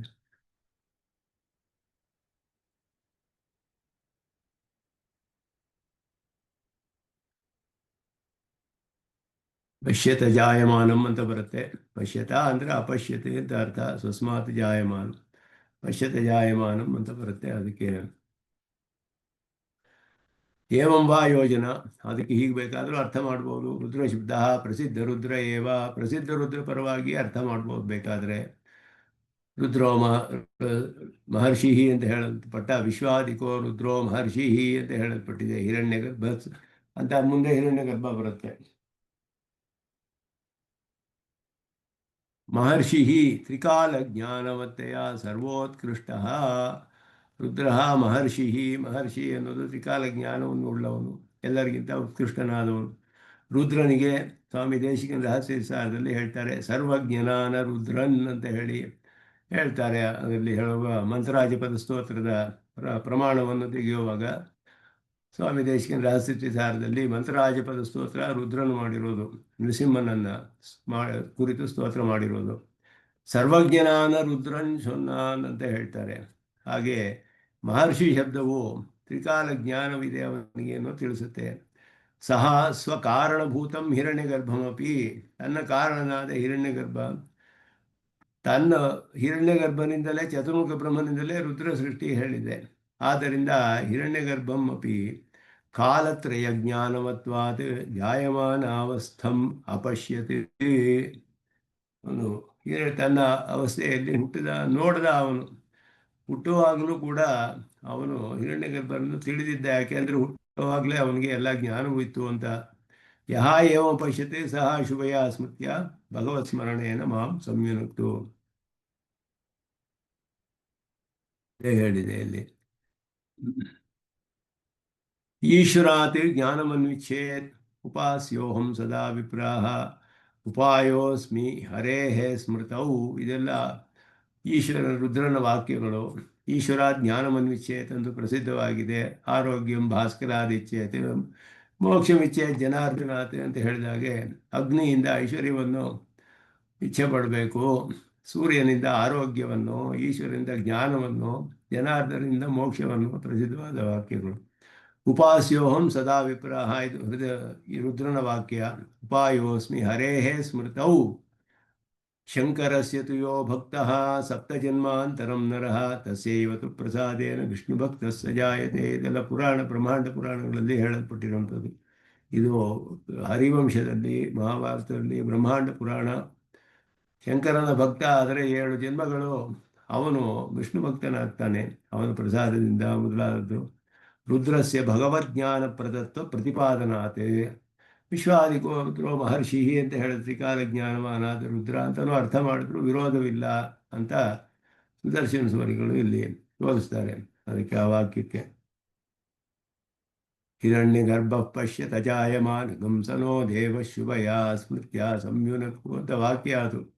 ಸನೋ ದೇವ ಶುಭಯಾ ಸ್ಮೃತ್ಯ ಸಂಯುನಕ್ತು ಅಂತ ಹೇಳಿದಾಗ ವಿಶ್ವಾದಿಕೋ ರುದ್ರೋ ಮಹರ್ಷಿ ಹಿರಣ್ಯಗರ್ಭ ಪಶ್ಯತ ಜಾಯಮಾನಕಂ ಹಿರಣ್ಯಗರ್ಭ ಪಶ್ಯತ ಜಾಯಮಾನಂ ಸನೋ ದೇವ ಶುಭಯಾ ಸ್ಮೃತ್ಯ ಸಂಯುನಕ್ತು. ಅದು ಅವನ ಒಂದು ಪ್ರಾರ್ಥನೆ, ಸ್ವಾಭಿಮತವಾದ ಪ್ರಾರ್ಥನೆ ಅಂತ ಒಂದು ಅರ್ಥ ಮಾಡಿದ್ರು. ಆಮೇಲೆ ಎರಡನೆಯದು ಅವನಿಗೆ ಜ್ಞಾನವನ್ನು, ತ್ರಿಕಾಲ ಜ್ಞಾನಿಯಾದವನು ಅವನು. ಆದ್ದರಿಂದ ಅವನಿಂದ ಪರಮಾತ್ಮನಲ್ಲಿ ನಾವು ಜ್ಞಾನವನ್ನು ಪ್ರಾರ್ಥನೆ ಮಾಡ್ಬೋದು. ರುದ್ರನಲ್ಲಿ ತತ್ಪಾದಭಕ್ತಿ ಜ್ಞಾನಾಭ್ಯಾಂ ಫಲಮನ್ಯತ್ ಕದಾಚನ ನಯಾಚೇತ್ ಪುರುಷೋ ವಿಷ್ಣು ಯಾಚನಾನ್ ನಶತಿ ಧ್ರುವಂ ಅಂತ ಹೇಳಿದೆ. ನಯಾಚೇತ್ ಪುರುಷ ಜ್ಞಾನ ಭಕ್ತಿ ಎರಡನ್ನು ಪ್ರಾರ್ಥನೆ ಮಾಡಬೇಕು ಯಾವಾಗಲೂ ನಾವು. ಭಕ್ತಿಯೋಗಿಯೂ ಅಷ್ಟೇ, ಪ್ರಪನ್ನನೂ ಅಷ್ಟೇ. ಭಕ್ತಿ ಜ್ಞಾನವನ್ನು ಪ್ರಾರ್ಥನೆ ಮಾಡ್ಬೋದು, ಬೇರೆ ಫಲಗಳನ್ನು ಪ್ರಾರ್ಥನೆ ಮಾಡಬಾರ್ದು. ಭಕ್ತಿ ಜ್ಞಾನ ಯಾವಾಗಲೂ ಪರಮಾತ್ಮನ ಚರಣಾರವಿಂದಗಳಲ್ಲಿ ಭಕ್ತಿ ಜ್ಞಾನವು ನನಗೆ ಯಾವಾಗಲೂ ಇರಲಿ, ವೃದ್ಧಿಯಾಗಲಿ ಅಂತ ಪ್ರಾರ್ಥನೆ ಮಾಡಬೇಕು ಅಂತ ಹೇಳುತ್ತೆ ಪ್ರಮಾಣ. ಅದಕ್ಕೆ ಅನುಗುಣವಾಗಿ ರುದ್ರಪರವಾಗಿ ಅರ್ಥ ಮಾಡಿದ್ರೆ ಈ ವಾಕ್ಯಕ್ಕೆ ವಿರೋಧವಿಲ್ಲ ಅನ್ನೋದನ್ನು ತೋರಿಸ್ತಾರೆ. ಮುಂದೆ ಧಾರವಿದ್ಯಾ ಇದನ್ನೇ ತೋರಿಸ್ತಾರೆ. ಮುಂದೆ ಧಾರವಿದ್ಯಾ ಪ್ರಕರಣದಲ್ಲಿ ಇನ್ನೊಂದು ವಾದ, ವ್ಯೋಮಾತೀತವಾದ ಅಂತ ಪ್ರಸಿದ್ಧವಾಗಿದೆ. ಅದರ ಬಗ್ಗೆ ವಿಚಾರ ಮಾಡ್ತಾರೆ ಭಾಷಿಕಾರರು. ಇದೆಲ್ಲ ನಾರಾಯಣ ಪರತ್ವವನ್ನು ಸ್ಥಾಪನೆ ಮಾಡುವ ಪ್ರಕರಣವೇ ವೇದಾರ್ಥ ಸಂಗ್ರಹದಲ್ಲಿ. ಮುಂದುವರಿಸೋಣ ಅಂತ ಹೇಳಿ ನಿಲ್ಲಿಸ್ಕೊಳ್ತೇನೆ. ಓಂ ಶನ್ನೋ ಮಿತ್ರಶಂ ವರುಣಃ ಶನ್ನೋ ಭವತ್ವರ್ಯಮಾ ಶನ್ನ ಇಂದ್ರೋ ಬೃಹಸ್ಪತಿ ಶನ್ನೋ ವಿಷ್ಣುರುಕ್ರಮಃ. ನಮೋ ಬ್ರಹ್ಮಣೇ ನಮಸ್ತೆ ವಾಯೋ ತ್ವಮೇವ ಪ್ರತ್ಯಕ್ಷಂ ಬ್ರಹ್ಮಾಸಿ ತ್ವಾಮೇವ ಪ್ರತ್ಯಕ್ಷಂ ಬ್ರಹ್ಮಾವಾದಿಶಂ ಪ್ರಥಮವಾದಿಶಂ ಸತ್ಯಮವಾದಿಶಂ ತನ್ಮಾಮಾವೀತ್ ತನ್ಮಕ್ತಾರಮಾವೀತ್ ಆವೀತ್ ಆವೀತ್ ಮಕ್ತಾರಂ. ಓಂ ಶಾಂತಿ ಶಾಂತಿ.